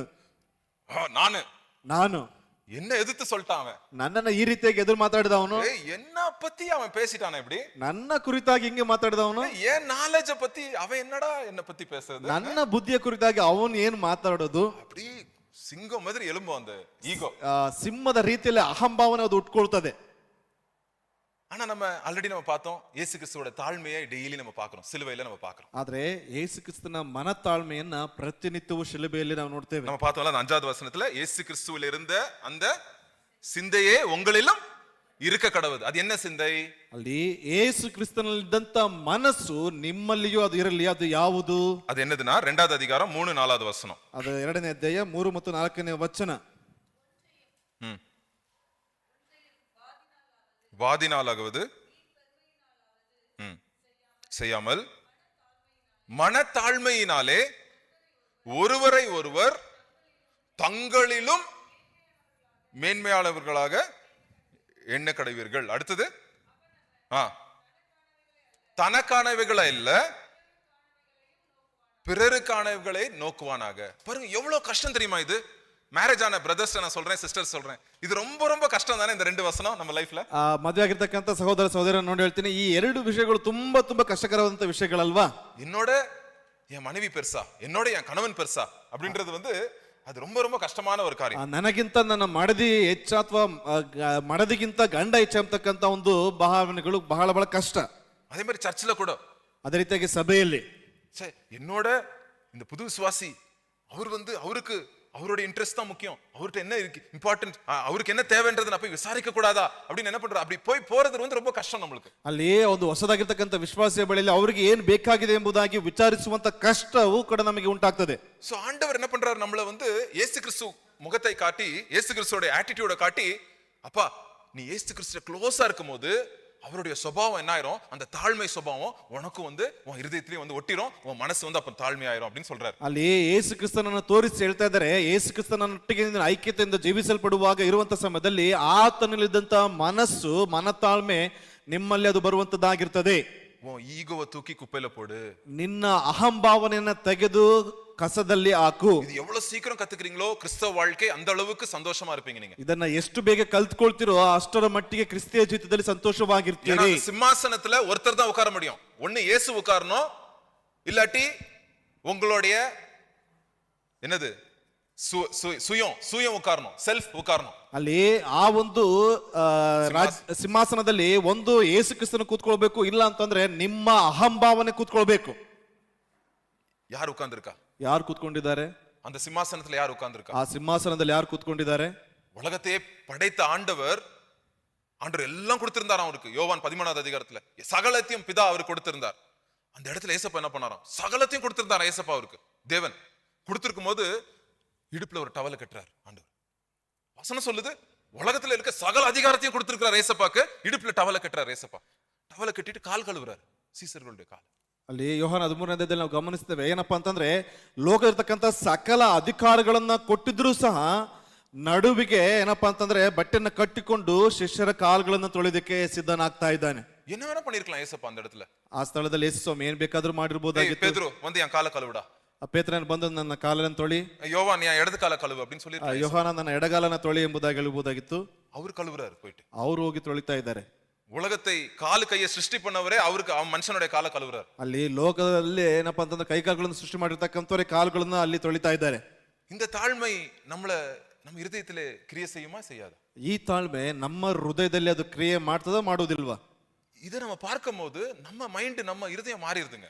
ಇದನ್ನು ನೋಡುವಾಗ ನಮ್ಮ ಹೃದಯ, ನಮ್ಮ ಮನಸ್ಸು ಬದಲಾಗ್ತದೆ. ஐயோ என் படிப்பு பெருசு, என் பணம் பெருசு, என் வேலை பெருசு இல்ல, ஏசப்பா தான் பெருசு நம்ம லைஃப்ல. ನನ್ನ ವಿದ್ಯಾಭ್ಯಾಸ ಅಥವಾ ನನ್ನ ಒಂದು ಹಣ ಅಥವಾ ನನ್ನ ಒಂದು ಪದವಿನೇ ದೊಡ್ಡದಲ್ಲ, ಯೇಸು ಕ್ರಿಸ್ತನೇ ದೊಡ್ಡವನು. சோ புரியுதுல? நம்ம இயேசு கிறிஸ்துக்குள்ள வந்தா நம்மளுடைய அடையாளம் பரலோகம். உலக காரியங்கள் எல்லாம் ಕುಪ್ಪೆಯ நம்ம நினைப்போம். ಅಲ್ಲಿ ಯೇಸು ಕ್ರಿಸ್ತನಲ್ಲಿ ಬಂದ್ರೆ ನಮ್ಮ ಪೌರತ್ವ ಅದು ಪರಲೋಕವೇ, ಲೌಕಿಕವಾದಂತ ಕಾರ್ಯಗಳೆಲ್ಲವೂ ಅದು ಸಗುಣಿನೇ. ரெண்டாவது நம்ம ஈகோவை ஒதுக்கி வச்சுட்டு நம்ம மத்தவங்கள ஃபர்ஸ்ட் போட நம்ம கத்துக்குவோங்க. நம்ம ಅಲ್ಲಿ ನಮ್ಮ ಅಹಂಭಾವನೆ ಎಲ್ಲ ತೆಗೆದು ಅದು ಹಾಕಲ್ಪಟ್ಟವರಾಗಿ ಇತರರನ್ನ ನಾವೇನಪ್ಪ ಅಂತಂದ್ರೆ ಶ್ರೇಷ್ಠವೆಂದು ಎಣಿಸಲ್ಪಡಬೇಕು. அடுத்தது என்ன பண்ணுவோம்? நம்ம ಅದಾದ ನಂತರದಲ್ಲಿ ಏನ್ ಮಾಡ್ಬೇಕು? நம்ம ஆட்டிಟ್ಯೂಡ್ எப்படி இருக்கணும்? மனசுல 2வது அதிகாரம் 14வது வசனம், 2ನೇದು 14ನೇ ವಚನ, ನಮ್ಮ ಮನೋಭಾವನೆ ಯಾವ ರೀತಿಯಾಗಿರಲ್ಪಡಬೇಕು? நான் வீணாக ஓடினதும் வீணாக பிரயாசப்பட்டதும் இல்லை என்கிற மகிழ்ச்சி கிறிஸ்துவின் நாளில் எனக்கு உண்டாயிருப்பதற்கு ஜீவ வசனத்தை இல்ல 2வது அதிகாரம் 14 தமிழ்ல, do not do without grumbling and ಗುಣಗುಟ್ಟದೆಯು 16 தமிழ்ல 16 பாருங்க, இங்கிலீஷ்ல 14, இங்கிலீஷ்ல 16வது வசனம் பாருங்க. எல்லாவற்றையும் முறுமுறுப்பில்லாமல் தர்க்கிப்பில்லாமல் செய்யுங்கள். பாருங்க, ಅಲ್ಲಿ ಮುರುಮುಕಾದ ஒரு ಆಟಿಟ್ಯೂಡ್ங்க. ಅಲ್ಲಿ ಗುಣಗುಟ್ಟದೆ ವಿವಾದವಿಲ್ಲದೆ ಎಲ್ಲವನ್ನ ಮಾಡಬೇಕು. ವೈಫ್ ಏದೋ செய்ய சொல்றாங்க, ಹೆಂಡತಿ ಏನೋ ಮಾಡೋದಕ್ಕೆ ಹೇಳ್ತಾರೆ, ಗುಣಗುಟ್ಟು ಚೆನ್ನಾಗಿದೆ. தமிழ்ல முறுமுறுக்கிறது, அப்படியே ಮನಸ್ಸಲ್ಲೇ ಗುರು ಗುರು ಗುರು ಗುರು வண்டி அப்படியே ಗೇರ್ ಆಚೆ ಶಬ್ದ ಕೇಳಿಸಲ್ಲ, ಅಂದ್ರೆ ಮನಸ್ಸಲ್ಲಿ ಗುರು ಗುರು ಗುರು ಗುರು ಗುರು ಅಂತ ಹೇಳುತ್ತೆ. ಅಲ್ಲಿ ಹೊರಗಡೆ ಸೌಂಡ್ ಬರೋದಿಲ್ಲ. ಏನಪ್ಪಾ ಅಂತಂದ್ರೆ ಒಳಗಡೆ ಏನಪ್ಪಾ ಅಂತಂದ್ರೆ ಗುಣಗುಟ್ಟುವುದು ಏನಪ್ಪಾ ಅಂತಂದ್ರೆ ಜಿ ಎಂಬುದಾಗಿ. இவ சொல்லிட்டா, இவன் மாத்திரம் கரெக்டா, இவன் மாத்திரம் சரியா, இவன் பெரிய ஆளா, இவன் சொல்லிட்டானா அப்படின்னு ಗುಣು ಗುಣು ಗುಣು ಗುಣು சொல்றது. ಅಲ್ಲಿ ಇವ್ರು ಹೇಳ್ಬಿಟ್ಟು ಇವ್ರು ಮಾತ್ರ ಸರಿನಾ, ಇವ್ರು ಹಿಂಗೇನ ಹಂಗೇನ ಎಂಬುದಾಗಿ ಗುಣಗುಡ್ತಾನೇ ಇರುವಂತದ್ದು. ಚೆನ್ನಾಗಿருக்கு வேர்டு, ಗುಣಗುಟ್ಟೋದು. ಅದು ಗುಣ ಗುಣ ಗುಣ ಗುಣ ಗುಣ ಗುಣ ಗುಣ ಗುಣ ಅதான் முறு முறு முறு முறு முறு முறு சொல்லிட்டே இருக்கிறது. அதான் முறுமுறுக்கிறது. ಅಲ್ಲಿ ಗುಣಗುಡ್ತಾನೇ ಇರ್ತಕ್ಕಂಥದ್ದು. சில டைம் பாத்திரம் வந்து சவுண்ட் போடும், அந்த முறுமுறுக்கிறத கவர் பண்றதுக்கு பாத்திரம் சவுண்ட் கேட்கும். ಆ ಗುಣಗುಟ್ಟದನ್ನ ಕವರ್ ಮಾಡೋದಕ್ಕೆ ಪಾತ್ರೆಯ ಸೌಂಡ್ ಬರ್ತದೆ. இப்படி செய்யாதீங்க அப்படின்னு சொல்றாரு. ಈ ರೀತಿಯಾಗಿ ಮಾಡಬೇಡಿ. ஏன்னா ஆண்டவர் உங்க வாழ்க்கையில ஒரு காரியத்தை செய்திருக்காரு, நல்ல காரியத்தை செஞ்சுட்டு இருக்காரு. ದೇವರು ನಿಮ್ಮ ಜೀವಿತದಲ್ಲಿ ಒಳ್ಳೆಯ ಕಾರ್ಯಗಳನ್ನು ಮಾಡ್ತಾ ಇದ್ದಾರೆ. டெய்லி ஏசப்பாவோட தாழ்மையை பத்தி பாடுறீங்க, பாக்குறீங்க, ಸಿಲುವೆ பாக்குறீங்க. ಪ್ರತಿನಿತ್ಯ ಯೇಸುವಿನ ಕಾರ್ಯದ ಕುರಿತಾಗಿ ತಾಳ್ಮೆಯ ಕುರಿತಾಗಿ ಆಡ್ತಾ ಇದ್ದೀರಿ, ನೋಡ್ತಾ ಇದ್ದೀರಿ. உங்க பாஸ்போர்ட், பரலோக பாஸ்போர்ட் ஆண்டவர் கொடுத்துட்டாரு. ನಿಮ್ಮ ಒಂದು ಪಾಸ್ಪೋರ್ಟ್ ಅನ್ನ, ಪರಲೋಕದ ಪೌರತ್ವವನ್ನು ದೇವರು ನೀಡಿದ್ದಾರೆ. சின்ன சின்ன காரியம் நடக்கலன்னா ஏன் முறுமுறுக்கிறீங்க? ಚಿಕ್ಕ ಚಿಕ್ಕ ಕಾರ್ಯಗಳು ನಡೀಲಿಲ್ಲ ಅಂದ್ರೆ ಯಾಕೆ ಗುಣಗುಡ್ತೀರಿ? நீங்க யாத்ராம புத்தகம் 14-15 அதிகாரத்தை வீட்டுல போய் படிங்க. ವಿಮೋಚನ ಕಾಂಡ 14-15 ಅಧ್ಯಾಯಗಳನ್ನು ಓದಿ ಹೋಗಿ ನೋಡ್ರಿ. நான் கரெக்டான சொல்லிறேன், தப்பா சொல்லிடக்கூடாது. 14-15 தான் நினைக்கிறேன். ஆமா 14, ஆமா 14வது அதிகாரம். ஆக்சுவலா 14வது அதிகாரத்தை வீட்டுல போய் படிங்க. 14ನೇ ಅಧ್ಯಾಯವನ್ನ, ವಿಮೋಚನ ಕಾಂಡ 14ನೇ ಅಧ್ಯಾಯವನ್ನ ಮನೆಗೆ ಹೋಗಿ ಓದಿ ನೋಡ್ರಿ. முறுமுறுக்கிறாங்க இஸ்ரேல் ஜனங்க. ಅಲ್ಲಿ ಇಸ್ರಾಯೇಲ್ ಜನರು ಏನ್ ಮಾಡ್ತಾರೆ? ಸಾರಿ ಬ್ರದರ್, ಸಾರಿ ತಪ್ಪಾன ಇದು. 17வது அதிகாரம், 17வது அதிகாரம் 17ನೇ ಅಧ್ಯಾಯ. ಒಂದು ನಿಮಿಷ ಬ್ರದರ್, ನಾನು ತಪ್ಪಾಗಿ ಹೇಳ್ತಾ ಇದ್ದೀನಿ. ஆமா 16-17 படிங்க. அப்புறம் 15-16-17 வீட்டுல போய் படிங்க. 15, 16, 17. 15வது அதிகாரம் 24வது வசனத்துல முறுமுறுக்கிறாங்க. 15ನೇ ಅಧ್ಯಾಯ 24ನೇ ವಚನದಲ್ಲಿ ಗುಣಗುಡ್ತಾ ಇದ್ದಾರೆ. அதே போல திருப்பி அவங்க வந்துட்டு 17வது அதிகாரத்துல வந்து முறுமுறுக்கிறாங்க. ಅದೇ ರೀತಿಯಾಗಿ 17ನೇ ಅಧ್ಯಾಯದಲ್ಲಿ ಅವರು ಗುಣಗುಡ್ತಾ ಇದ್ದಾರೆ. 16வது அதிகாரத்துல 2வது வசனத்துல முறுமுறுக்கிறாங்க. 16ನೇ ಅಧ್ಯಾಯದ 2ನೇ ಭಾಗದಲ್ಲಿ ಅವರು ಗುಣಗುಡ್ತಾ ಇದ್ದಾರೆ. முறுமுறுக்கிறதே அவங்க வாழ்க்கை ஆயிடுச்சு. ಗುಣಗುಟ್ಟುವುದೇ ಅವರ ಕೆಲಸ ಆಗೋಯ್ತು. சாப்பாடு நல்லா இல்லையா? முறுமுறுக்கிறது. ಆ ಊಟ ಚೆನ್ನಾಗಿಲ್ವಾ? ಗುಣಗುಟ್ಟೋದು. தண்ணி இல்லையா? முறுமுறுக்கிறது. ನೀರಿಲ್ವಾ? ಗುಣಗುಡ್ತಾ ಇರುವುದು. அப்போஸ்தலன் பவுல் சொல்றாரு, முறுமுறுக்காதீங்க. ಅಪೊಸ್ತಲನಂತ ಪೌಲ್ ಹೇಳ್ತಾನೆ, ಗುಣಗುಟ್ಟು ಬೇಡಿ. அப்படியே மனசுல வந்து அப்படியே நெகட்டிவா திங்க் பண்ணிட்டே இருக்காதீங்க. ಮನಸ್ಸಲ್ಲಿ ನಕಾರಾತ್ಮಕವಾಗಿ ಆಲೋಚನೆಯನ್ನು ಮಾಡ್ತಾನೆ ಇರಬೇಡಿ. அதுக்கு பதிலா என்ன பண்ணுங்க? ಅದಕ್ಕೆ ತದ್ವಿರುದ್ಧವಾಗಿ ಏನ್ ಮಾಡ್ರಿ? 4வது அதிகாரம் 6வது வசனம், பிலிப்பியர் 4வது அதிகாரம் 6வது வசனம், இது எல்லாருக்கும் தெரியும். 4ನೇ 6ನೇ ವಚನ ಎಲ್ಲರಿಗೂ ಗೊತ್ತಿರತಕ್ಕಂಥದ್ದು. ஏன்னா முறுமுறுக்கிற சுபாவம் நம்மளுக்குள்ள இருக்கு. அது வந்து நம்ம தோளோட ஒட்டி இருக்கிற மாதிரி, அதை எடுக்க முடியாது ஈஸியா. ಅಲ್ಲಿ ಗುಣಗುಟ್ಟಬೇಕು ಅಂತ ಸ್ವಭಾವ ನಮ್ಮ ಮನಸ್ಸಿನಲ್ಲಿ, ನಮ್ಮ ಒಂದು ಚರ್ಮದಲ್ಲಿ ಅಂಟಿಕೊಂಡಿದೆ. ಅದೇನಪ್ಪ ಅಂತ ಬಿಟ್ಟೋದಂತಕ್ಕಂಥ ಒಂದು ಕಾರ್ಯ. சோ ஆண்டவர் என்ன பண்றாரு? அதுக்கு ஒரு வழி கொடுத்திருக்காரு. நீ முறுமுறுக்காத, நீ கவலைப்படாத, இன்னொரு காரியம் பண்ணு அப்படின்னு ஆண்டவர் சொல்றாரு. ದೇವರು ಒಂದು ಮಾರ್ಗವನ್ನು ಕೊಟ್ಟಿದ್ದಾರೆ. ಗುಣಗುಟ್ಟಬೇಡ, ಅದಕ್ಕೆ ಬದಲಾಗಿ ಇನ್ನೊಂದು ಕಾರ್ಯವನ್ನು ಮಾಡು. நீங்கள் ஒன்றுக்கும் கவலைப்படாமல் எல்லாவற்றையும் குறித்து உங்கள் விண்ணப்பங்களை ஸ்தோத்திரத்தோடு கூடிய ஜெபத்தினாலும் வேண்டுதலினாலும் தேவனுக்கு தெரியப்படுத்துங்கள். அப்பொழுது எல்லா புத்திக்கும் மேலான தேவ சமாதானம் உங்கள் இருதயங்களையும் உங்கள் சிந்தனைகளையும் கிறிஸ்து இயேசுக்குள்ளாக காத்துக்கொள்ளும். சோ அவர் என்ன சொல்றாரு, நீங்க முறுமுறுக்காதீங்க, ನೀವು ಗುಣಗುಟ್ಬೇಡಿ, அதுக்கு பதிலா என்ன பண்ணுங்க, ஜெபிக் அந்த அந்த அந்த எதுக்கு முறுமுறத்துக்கு காரணம் என்ன இருக்கோ அந்த காரணத்தை பிரேயர் ரிக்வெஸ்டா ஏசப்பட்ட கொடுத்துருங்க. ಆ ಗುಣಗುಟ್ಟುವುದಕ್ಕೆ ಯಾವುದು ಕಾರಣವಾಗಿದೆಯೋ ಅದನ್ನ ಯೇಸು ಕ್ರಿಸ್ತನಲ್ಲಿ ಪ್ರಾರ್ಥನೆಯಾಗಿ ಕೊಡ್ರಿ. ஏன் முறுமுறுக்கிறோம், ஏதோ ஒரு கவலை இருக்கும், அதனாலதான் முறுமுறுக்கிறோம் நம்ம. ಯಾಕೆ ಗುಣಗುಡ್ತೀವಿ ಅಂತಂದ್ರೆ ಏನೋ ಒಂದು ಚಿಂತೆ ಇದೆ, ಅದಕ್ಕಾಗಿ ಗುಣಗುಡ್ತೀವಿ. ஆண்டவர் சொல்ற அந்த அந்த கவலையை நீ என் ஜெப பிரேயர் ரிக்வெஸ்டா கொடுத்துரு. ಆ ಒಂದು ಚಿಂತೆಯನ್ನ ನೀನೇನ್ ಮಾಡು, ಪ್ರಾರ್ಥನೆಯಾಗಿ ನನಗೆ ಒಪ್ಪಿಸಿಕೊಡು. சோ நிறைய பிரேயர் ரிக்வெஸ்ட் இருக்கு நம்ம லைஃப்ல, ಅನೇಕ ಪ್ರಾರ್ಥನಾ ಮನೆಗಳಿದೆ ನಮ್ಮ ಜೀವಿತದಲ್ಲಿ. அந்த பிரேயர் ரிக்வெஸ்ட் வந்து வெளியே கூட சொல்லிக்க முடியாது இன்னொருத்தர்ட்ட. ಆ ಪ್ರೇಯರ್ ರಿಕ್ವೆಸ್ಟ್ ಅನ್ನ ಇತರರ ಬಳಿಯಲ್ಲಿ ಕೂಡ ಹೇಳಿಕೊಳ್ಳುವುದಕ್ಕೆ ಆಗುವುದಿಲ್ಲ. ஆண்டவர்ட்ட சொல்ற, ஆண்டவரே எனக்கு இது கவலையா இருக்கு, எனக்கு நாளை குறித்து கவலையா இருக்கு, என் வீட்டு வாடகை குறித்து கவலையா இருக்கு அப்படி நீங்க ஆண்டவர்ட்ட கொடுத்துருங்க. அந்த ஜெபத்தை அப்படியே மேல கொடுத்துருங்க, ஆண்டவர்ட்ட பாரத்தை அப்படியே கொடுத்துருங்க அப்படின்னு சொல்றாரு. ಅಲ್ಲಿ ದೇವರೇ ನನಗೆ ಇದನ್ನ ಕಸಿಕೊಳ್ಳೋದಕ್ಕೆ ಆಗ್ತಿಲ್ಲ ಎಂಬುದಾಗಿ ದೇವರ ಸಮ್ಮುಖದಲ್ಲಿ ಅದನ್ನ ಅದೇ ರೀತಿಯಾಗಿ ಒಪ್ಪಿಸಿಕೊಡ್ರಿ ಎಂಬುದಾಗಿ ಕೇಳ್ತಾ ಇದ್ದಾರೆ. சோ ஒரு அருமையான கிறிஸ்தவ வாழ்க்கை, ಅದ್ಭುತವಾದಂತ ಕ್ರಿಸ್ತಿಯ ಜೀವಿತ, நல்ல ஆட்டிಟ್யூட், ಒಂದು ಒಳ್ಳೆಯ ಮನೋಭಾವ. என்னது ஃபர்ஸ்ட் என்ன பார்த்தோம், ಮೊದಲನೇದಾಗಿ ಏನ್ ನೋಡಿದ್ವಿ, கிறிஸ்துவுக்காக எல்லாம் குப்பை அப்படின்னு நினைக்கிற ஒரு ஆட்டிಟ್ಯೂಡ್. ಆ ಕ್ರಿಸ್ತನಿಗಾಗಿ ಎಲ್ಲವೂ ಸಗುಣಿ ಎಂಬುದಾಗಿ ಅಂದುಕೊಳ್ಳುವಂತ ಮನೋಭಾವನೆ. ரெண்டாவது ஈகோவை ஒதுக்கி வச்சுட்டு மத்தவங்களுக்கு முக்கியத்துவத்தை கொடுக்கிறது. ಅಲ್ಲಿ ಅಹಂಭಾವನೆಯನ್ನ ಬಿಡಲ್ಪಟ್ಟವರಾಗಿ ಇತರರು ಶ್ರೇಷ್ಠ ಎಂಬುದಾಗಿ ಇತರರಿಗೆ ಮನ್ನಣೆ ಕೊಡುವಂತದ್ದು. மூணாவது ஆட்டிಟ್ಯೂಡ್ என்னது, முறுமுறுக்காமல் கவலையை என்ன பண்றது, ஏசப்பாட்ட உடனே அப்படியே மேல அனுப்பிடுறது. ಮೂರನೇದಾಗಿ ಗುನುಗುಟ್ಟದೆ ಆ ಒಂದು ಚಿಂತೆಯನ್ನ ದೇವರ ಸಮ್ಮುಖದಲ್ಲಿ ಪ್ರಾರ್ಥನಾ ಪೂರ್ವಕವಾಗಿ ಸಲ್ಲಿಸುವಂತದ್ದು. சரி, நாலாவது என்னது, ನಾಲ್ಕನೇದಾಗಿ 4வது அதிகாரம் 11-12. 4ನೇ ಅಧ್ಯಾಯ 11-12ನೇ ವಚನ. என் குறைச்சலினாலே என் குறைச்சலினாலே நான் இப்படி சொல்லுகிறதில்லை, ஏனெனில் நான் எந்த நிலைமையில் இருந்தாலும் மனரம்யமாய் இருக்க கற்றுக்கொண்டேன். தாழ்ந்திருக்கவும் எனக்கு தெரியும், வாழ்ந்திருக்கவும் எனக்கு தெரியும். எவ்விடத்திலும் எல்லாவற்றிலும் திருப்தியாய் இருக்கவும் பட்டினியாய் இருக்கவும் பரிபூர்ணம் அடையவும் குறைவுபடவும் போதிக்கப்பட்டேன். திருப்தியா இருக்க கத்துக்கிறார், ತೃಪ್ತಿಯಾಗಿರುವುದಕ್ಕೆ ಕಲ್ತ್ಕೊಳ್ತಾ ಇದ್ದಾರೆ. இது ரொம்ப ஆண்டவர்கிட்ட இருந்தா இது ஈஸி, ದೇವರ ಸಮ್ಮುಖದಲ್ಲಿ ಇದ್ರೆ ಬಹಳ ಈಸಿ. ஆண்டவர்கிட்ட இல்லாத போது ரொம்ப கஷ்டம் திருப்தியா இருக்கு. ದೇವರಲ್ಲಿ ಇಲ್ಲದೆ ಇದ್ರೆ ಇದು ಬಹಳ ಕಷ್ಟಕರವಾದಂತ ವಿಷಯ, திருப்தியா இருக்காது, ತೃಪ್ತಿಯೇ ಇರುವುದಿಲ್ಲ. இங்க அப்போஸ்தலன் பவுல் என்ன சொல்றாரு, எனக்கு கஞ்சி குடிக்கவும் தெரியும், பிரியாணி சாப்பிடவும் தெரியும் சொல்றாரு. அப்படிதான் சொல்றாரு. ಅಲ್ಲಿ ಅಪೊಸ್ತಲನ್ ಅಂತ ಪೌಲನು ಇಂಡೈರೆಕ್ಟ್ ಆಗಿ ಹೇಳ್ತಿದ್ದಾನೆ, ನನಗೆ ಗಂಜಿ ಕುಡಿಯೋದು ಗೊತ್ತು, ಬಿರಿಯಾನಿ ತಿನ್ನೋದು ಅಂತ ಗೊತ್ತು. பட்டினியா இருக்கவும் தெரியும், நல்லா சாப்பிடவும் தெரியும். ಉಪವಾಸದಿಂದ ಇರುವಂತದ್ದು ಗೊತ್ತು, ಚೆನ್ನಾಗಿ ಊಟವನ್ನು ಮಾಡುವಂತದ್ದು ಕೂಡ ಗೊತ್ತು. ஏன்? ಯಾಕೆ? அந்த திருப்தியை அவர் கத்துக்கொண்டார். ಆ ಸಂತೃಪ್ತಿಯನ್ನ ದೇವರಲ್ಲಿ ಕಲ್ತುಕೊಳ್ಳಲ್ಪಟ್ಟಿದ್ದಾರೆ. நம்ம ஆண்டவருக்குள்ள இருக்கும்போது, நம்ம கர்த்தருக்குள்ள சந்தோஷமா இருக்கும்போது, ஆண்டவரே எனக்கு அந்த திருப்தின்ற இது வாழ்க்கையில அது எனக்கு கொஞ்சம் கத்து கொடுங்க அப்பா அப்படின்னு கேட்கணும். ಅಲ್ಲಿ ದೇವರಲ್ಲಿ ದೇವರೇ ಯಾವುದು ತೃಪ್ತಿ ಸಂತೃಪ್ತಿ ಅಂತಕ್ಕಂಥದನ್ನ ನನ್ನ ಜೀವಿತದಲ್ಲಿ ಕಲಿಸಿ ಕೊಡ್ರಪ್ಪ ಎಂಬುದಾಗಿ ಕೇಳಬೇಕು. எப்படி அது முடியும்? ಹೇಗೆ ಅದು ಸಾಧ್ಯ? 13வது வசனம், அடுத்த வசனம் பாருங்க. 13ನೇ ವಚನ. என்னை பலப்படுத்தும் கிறிஸ்துவினாலே எல்லாவற்றையும் செய்ய எனக்கு பலன் உண்டு. எல்லாவற்றிலும் என்ன அர்த்தம் இந்த இடத்துல? ஆக்சுவலா அது எல்லாவற்றிலும் என்ன அர்த்தம்?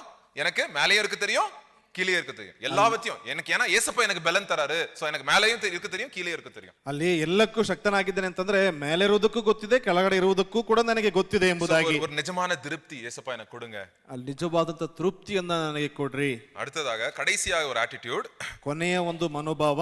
3வது அதிகாரம் 12லிருந்து 14. 3-12 14ನೇ ವಚನ. நான் அடைந்தாயிற்று, இல்ல 12வது வசனம் படிங்க, 12லிருந்து 14. நான் அடைந்தாயிற்று அல்லது முற்றும் தேறினவனானேன் என்று எண்ணாமல் கிறிஸ்து இயேசுவினால் நான் எதற்காக பிடிக்கப்பட்டேனோ அதை நான் பிடித்து கொள்ளும்படி ஆசையாய் தொடர்கிறேன். சகோதரரே, அதை பிடித்து கொண்டேன் என்று நான் எண்ணுகிறதில்லை, ஒன்று செய்கிறேன், பின்னானவைகளை மறந்து முன்னானவைகளை நாடி கிறிஸ்து இயேசுவுக்குள் தேவன் அழைத்த பரம அழைப்பின் பந்தய பொருளுக்காக லக்கை நோக்கி தொடர்கிறேன். என் ஓட்டத்தை ஓடிட்டே இருக்கிறேன் அப்படின்னு சொல்றாருங்க. ನನ್ನ ಓಟವನ್ನು ಓಡಿಕೊಂಡೇ ಇದ್ದೇನೆ. நேத்து என்ன நடந்துச்சு ಅದ பத்தி யோசிக்க ಮಾட்டேன். ನಿನ್ನೆ ನಡೀತದೆ ಅದರ ಬಗ್ಗೆ ಯೋಚಿಸುವುದಿಲ್ಲ. போன வருஷம் என்ன நடந்துச்சு ಅದ பத்தி யோசிக்க மாட்டேன். ಕಳೆದ ವರ್ಷ ಏನಿದೆ ಎಂಬುದಾಗಿ ಯೋಚಿಸುವುದಿಲ್ಲ. ஆண்டவர் லெக்கை வைத்திருக்கிறார், ஒரு கோல் வச்சிருக்கிறார் என் லைஃப் முன்னாடி, அத பார்த்து நான் ஓடுவேங்க. ದೇವರು ಒಂದು ಲೆಕ್ಕವನ್ನ ಒಂದು ಗೋಲನ್ನು ಇಟ್ಟಿದ್ದಾರೆ, ಅದನ್ನ ನೋಡಿ ನಾನು ಹೋಗ್ತಾ ಇದ್ದೇನೆ. ஆண்டவர் என்ன வைத்திருக்கிறார் அதை நான் பெற்றுக்கொள்வேங்க. ದೇವರು ಏನು ಇಟ್ಟಿದ್ದಾರೆ ಅದನ್ನ ನಾನು ಹೊಂದಿಕೊಳ್ಳುತ್ತೇನೆ. இங்க இருக்கிறவங்க நம்ம நிறைய பேர் பெர்ஃபெக்ட் இல்ல யாரும். ಇಲ್ಲಿರ್ತಕ್ಕಂತ ಯಾರು ಕೂಡ ಪರಿಪೂರ್ಣರಲ್ಲ. நம்ம ஆனாலும் என்ன பண்றோம், நம்ம பின்னானவைகளை மறந்து ஏசப்பா முகத்தை பார்த்து நம்ம கிறிஸ்தவ வாழ்க்கையை நம்ம ஓடுறோங்க. ಇಂದಿನ ಸಂಗತಿಗಳನ್ನ ಮರೆತವರಾಗಿ ಮುಂದಿರ್ತಕ್ಕಂಥ ಯೇಸು ಕ್ರಿಸ್ತನನ್ನ ನೋಡುತ್ತಾ ನಾವು ಮುಂದೆ ಓಡುವಂತವರಾಗಿದ್ದೇವೆ. எவ்வளவு ஒரு அருமையான ஒரு ஆட்டிಟ್ಯೂಡ್. ಎಷ್ಟು ಅದ್ಭುತವಾದಂತ ಒಂದು ಮನೋಭಾವ. இதெல்லாம் வச்சுதான் சொல்றாரு கர்த்தருக்குள் மகிழ்ச்சியா இருங்கள். ಇದೆಲ್ಲ ಇಟ್ಕೊಂಡು ಹೇಳ್ತಿದ್ದಾರೆ ಕರ್ತನಲ್ಲಿ ಸಂತೋಷವುಳ್ಳವರಾಗಿರಿ. மறுபடியும் சொல்றேன் கர்த்தருக்குள்ள சந்தோஷமா இருங்க. ಪುನಃ ಹೇಳ್ತೀನಿ ಕರ್ತನಲ್ಲಿ ಸಂತೋಷವುಳ್ಳವರಾಗಿರಿ. பாருங்க நம்ம 5 காரியங்கள் பார்த்தோம். நம்ம 5 ಕಾರ್ಯಗಳನ್ನ ಗಮನಿಸಿದಿವಿ. ஆண்டவர் நம்ம வாழ்க்கையில ஸ்டார்ட் பண்ணதை முடிப்பாரு. ದೇವರ ನಮ್ಮ ಜೀವಿತದಲ್ಲಿ ಪ್ರಾರಂಭಿಸತಕ್ಕಂಥದನ್ನ ಮುಗಿಸ್ತಾರೆ. அவர் நம்ம வாழ்க்கையில நம்ம ಹೃದಯದಲ್ಲಿ ಆಸೆகளை ಉಂಟಾಕಿ ಕ್ರಿಯೆ செய்து கொண்டிருக்கிறாரு. ನಮ್ಮ ಹೃದಯದಲ್ಲಿ ಆಸೆಯನ್ನು ಉಂಟು ಮಾಡಿ ಅದನ್ನ ಕಾರ್ಯಸಿದ್ಧಿಗೆ ಮಾಡುವಂತ ರೀತಿಯಲ್ಲಿ ಮಾಡ್ತಾ ಇದ್ದಾರೆ. ஆண்டவர் நமக்கு ஒரு பாஸ்போர்ட் கொடுத்திருக்கிறாரு. ದೇವರು ನಮಗೆ ಪರಲೋಕದ ಪೌರತ್ವವನ್ನು ಕೊಟ್ಟಿದ್ದಾರೆ. ಯೇಸು ಕ್ರಿಸ್ತು ಸಿಲುವೆயை ಕಾಟಿ ತಾಳ್ಮೆನ என்னென்ன ಅರ್ಥத்தை சொல்லி கொடுத்து கொண்டிருக்கிறாரு. ಯೇಸು ಕ್ರಿಸ್ತನ ಶಿಲುಬೆಯನ್ನು ತೋರಿಸಿ ತಾಳ್ಮೆ ಅಂತಂದ್ರೆ ಏನೆಂಬುದಾಗಿ ತೋರಿಸಿಕೊಳ್ಳಲ್ಪಟ್ಟಿದ್ದಾರೆ. அப்ப எப்படி இருப்போம் நம்ம? ನಾವ್ ಹೇಗಿರ್ತೀವಿ? நம்மளோட அடையாளம் உலக அடையாளம் இல்ல, ಪರಲೋಕ தான் நம்ம அடையாளம். ನಮ್ಮ ಒಂದು ಗುರುತು ಪರಲೋಕವೇ ಅದಾಗಿರ್ತದೆ, ಲೌಕಿಕವಾದಂತ ಅಲ್ಲ. அது மாத்திரம் இல்ல, என் ஈகோவை தூக்கி 1.5 டன் ஈகோவை தூக்கி வச்சுட்டு ஏசப்பா நீங்க என்ன சொல்றீங்க அதை நான் செய்யறேன் அப்படின்னு என்னப்பா நம்ம ஏசப்பா ஒரு தாழ்மை போல நம்மளும் நம்ம தாழ்மையிலே நம்ம வளருவோங்க. ಆ 1.5 ಟನ್ ಇರ್ತಕ್ಕಂಥ ಒಂದು ಅಹಂಭಾವನೆಯನ್ನು ತೆಗೆದುಬಿಟ್ಟು ಯೇಸುವೆ ನಿನ್ನ ಮನಸ್ಥಿತಿಯನ್ನ ಮನೋಭಾವನೆಯನ್ನು ನನಗೆ ಕೊಡ್ರಿ ಎಂಬುದಾಗಿ ಆ ಒಂದು ಮನಸ್ಥಿತಿಯಲ್ಲಿ ನಾವು ಜೀವಿಸ್ತೇವೆ. இது இல்ல இல்ல இல்லன்னு அதை நினைக்க மாட்டோம். அந்த ஸ்ட்ரிங் உடைஞ்சிருச்சுல, உடைஞ்சு போன ஸ்ட்ரிங்கை பத்தி கவலைப்பட மாட்டோம். இருக்கிறதை வைத்து நம்ம என்ன பண்ணுவோம், நம்ம வந்து ஆண்டவர்ட்ட ஜெபத்துல வந்து நம்ம அதை ಒಪ್ಪು ಕೊಡ್ಪೋಂ. ಯಾವುದು ಇಲ್ಲ ಇಲ್ಲ ಎಂಬುದಾಗಿ ಇಲ್ಲದೆ ಇರ್ತಕ್ಕಂಥದ್ದು ಕುರಿತಾಗಿ ನಾವು ಚಿಂತೆಗೆ ಒಳಪಡುವುದಿಲ್ಲ. ಯಾವ ರೀತಿಯಾಗಿ ಒಂದು ಹರಿದೋಗಿರ್ತಕ್ಕಂಥ ಸ್ಟ್ರಿಂಗ್ ನಿಂದ ಬಾರಿಸಲ್ಪಟ್ಟರು ಅದೇ ರೀತಿಯಾಗಿ ನಾವು ಜೀವಿಸುವಂತವರಾಗಿ ಕಾಣ್ತೇವೆ. அப்புறம் 4வது என்ன பார்க்கிறோம், ஆண்டவர் கொடுத்திருக்கிற அந்த திருப்தியை கத்துக்கொள்வோம். திருப்தினா என்னன்றதை கத்துக்குவோம். எப்படியும் இருக்க தெரியும், இப்படியும் இருக்க தெரியும். ஆண்டவரே கர்த்தரே உமக்கு ಸ್ತೋತ್ರ. ಅಲ್ಲಿ ದೇವರು ಕೊಟ್ಟಿರ್ತಕ್ಕಂಥ ಸಂತೃಪ್ತಿಯನ್ನ ಮೇಲಿರುವುದಕ್ಕೂ ಕೂಡ ಕೊಟ್ಟು ಕೆಳಗಡೆ ಇರತಕ್ಕಂಥದ್ದು ಹೇಗಿರ್ತಕ್ಕಂಥದ್ದು ಎಂಬುದಾಗಿ ದೇವರು ಕಲಿಸಿ ಕೊಡ್ತಾರೆ. சோ ஆண்டவர் உங்க வாழ்க்கையில கிரியை செய்வார். ದೇವರು ನಿಮ್ಮ ಜೀವಿತದಲ್ಲಿ ಕ್ರಿಯೆಗಳನ್ನ ಮಾಡ್ತಾರೆ. கடைசி ஒரு காரியத்தை சொல்லி முடிக்கிறேன். ಕೊನೆಗೆ ಒಂದು ಕಾರ್ಯವನ್ನು ಹೇಳಿ ಮುಗಿಸ್ತೀನಿ. நான் ஸ்டார்டிங் சொன்னேன் இல்ல, அவர் கையில வந்து சங்கிலி போட்டு கெட்டி அவர் வந்து ಲೆಟರ್ எழுதிட்டு இருந்தாருன்னு. ನಾನು ಮೊದಲೇ ಹೇಳಿದ್ನಲ್ವಾ, ಅವರು ಏನಪ್ಪಾ ಅಂತಂದ್ರೆ ಕೈಗೆ ಬೇಡಿಯನ್ನು ಹಾಕಿ ಅವರು ಬರೆಯಲ್ಪಟ್ಟಿದ್ರು ಎಂಬುದಾಗಿ. அப்போ என்ன சொல்வார் அப்போஸ்தலன் பவுல்? ಅಪೊಸ್ತಲನಾದ ಪೌಲನು ಹೇಳ್ತಾ ಇದ್ದಾರೆ. முதலாவது அதிகாரத்துல டச் பண்ணுவாரு. நான் இந்த வசனத்தை நான் அப்புறம் சொல்றேன் உங்ககிட்ட. ಮೊದಲನೇ ಅಧ್ಯಾಯದಲ್ಲಿ முதலாவது அதிகாரம் 13வது வசனம். ಮೊದಲನೇ ಅಧ್ಯಾಯದ 13ನೇ ವಚನ. அரண்மனை எங்கும் உள்ளவர்களுக்கும் அரண்மனை எங்கும் உள்ளவர்களுக்கும் மற்ற யாவருக்கும் என் கட்டுகள் கிறிஸ்து இயேசுவுக்குள்ளான கட்டுகள் என்று வெளியரங்கமாய் தெரிஞ்சிருச்சு. அவர் ஜெயிலுக்கு எதுக்கு வந்தாரு? இவர் கொலை பண்ணி ஜெயிலுக்கு வரல, ஏசப்பாக்காக ஜெயிலுக்கு வந்திருக்காரு. இந்த பக்கத்துல உட்கார்ற மனுஷனுக்கு தெரிஞ்சிருச்சு. ಅಲ್ಲಿ ಪಕ್ಕದಲ್ಲಿರ್ತಕ್ಕಂಥ ಮನುಷ್ಯನಿಗೆ ಗೊತ್ತಾಗಿದೆ, ಯಾರನ್ನೋ ಕೊಲೆ ಮಾಡಿ ಬರಲ್ಪಡಲಿಲ್ಲ, ಯೇಸು ಕ್ರಿಸ್ತನಿಗಾಗಿ ಈತನು ಏನಪ್ಪಾ ಅಂತಂದ್ರೆ ಸೆರೆಮನೆಗೆ ಬರಲ್ಪಟ್ಟಿದ್ದಾನೆ. கண்டிப்பா அந்த ஆள் எட்டி எட்டி பார்த்திருப்பாரு பவுல் எழுதுற லெட்டர்லாம். ಖಂಡಿತವಾಗಿ பாப்பாரு, என்னடா சந்தோஷமாருன்றாரு, ஜெயில போட்டு கெட்டி வச்சிருக்கிறேன், சந்தோஷமாருன்ற என்ன பைத்தியமா இந்த ஆளுக்கு அப்படின்னு நினைச்சிருப்பாரு. ಅಲ್ಲಿ ಅವರು ಏನಪ್ಪಾ ಅಂತಂದ್ರೆ ಆಗಾಗ ಬಗ್ಗೆ ನೋಡಿರಬಹುದು. ಏನಪ್ಪಾ ಅಂತಂದ್ರೆ ಸಂತೋಷವಾಗಿರಿ ಸೆರೆಮನೆಯಲ್ಲಿ ಏನಪ್ಪಾ ಅಂತಂದ್ರೆ ಬೇಡಿಯಲ್ಲಿ ಹಾಕಿದ್ರೆ ಇವನೇನ್ ನೋಡಿದ್ರಪ್ಪ ಅಂದ್ರೆ ಸಂತೋಷವಾಗಿರಿ ಅಂತ ಬರ್ತಾ ಇದಾರಲ್ಲ. அந்த ஆள் போய் யார்ட்டையோ சொல்லிட்டாரு, அந்த ஆள் போயிட்டு இன்னொருத்தர் சொல்றாங்க, இங்க ஜெயில ஒரு மனுஷன் இருக்கான், எவ்வளவு சந்தோஷமா இருக்கான், எவ்வளவு திருப்தியோட இருக்கான், எவ்வளவு பரலோகத்தை பத்தி நினைக்கிறான், இவன் வித்தியாசமான மனுஷன்ப்பா அப்படின்னு போய் சொல்றாரு நியூஸ். ಅಲ್ಲಿ ಆ ವ್ಯಕ್ತಿ ಇನ್ನೊಬ್ಬರ ವ್ಯಕ್ತಿಯಲ್ಲಿ ಬಳಿಯಲ್ಲಿ ಹೋಗಿ ಹೇಳ್ತಿದ್ರೆ ಆತನು ಎಷ್ಟೋ ಕಷ್ಟಗಳು ಇದ್ರೂ ಕೂಡ ಸಂತೋಷವುಳ್ಳವನಾಗಿದ್ದಾನೆ, ಪರಲೋಕದ ಕುರಿತಾಗಿದ್ದಾನೆ, ಈ ರೀತಿಯಾಗಿರ್ತಕ್ಕಂಥ ಒಂದು ಕಾರ್ಯಗಳ ಕುರಿತಾಗಿ ಆತನು ಎಷ್ಟೋ ಸಂತೋಷವುಳ್ಳವನಾಗಿದ್ದಾನೆ ಎಂಬುದಾಗಿ ಹೇಳ್ತಾ ಇದ್ದಾರೆ. சக்கரவர்த்தி ராஜா வந்து நீரோ கொடூரமான மனுஷன், கிறிஸ்தவங்களை டார்ச் லைட் மாதிரி எரிப்பான்.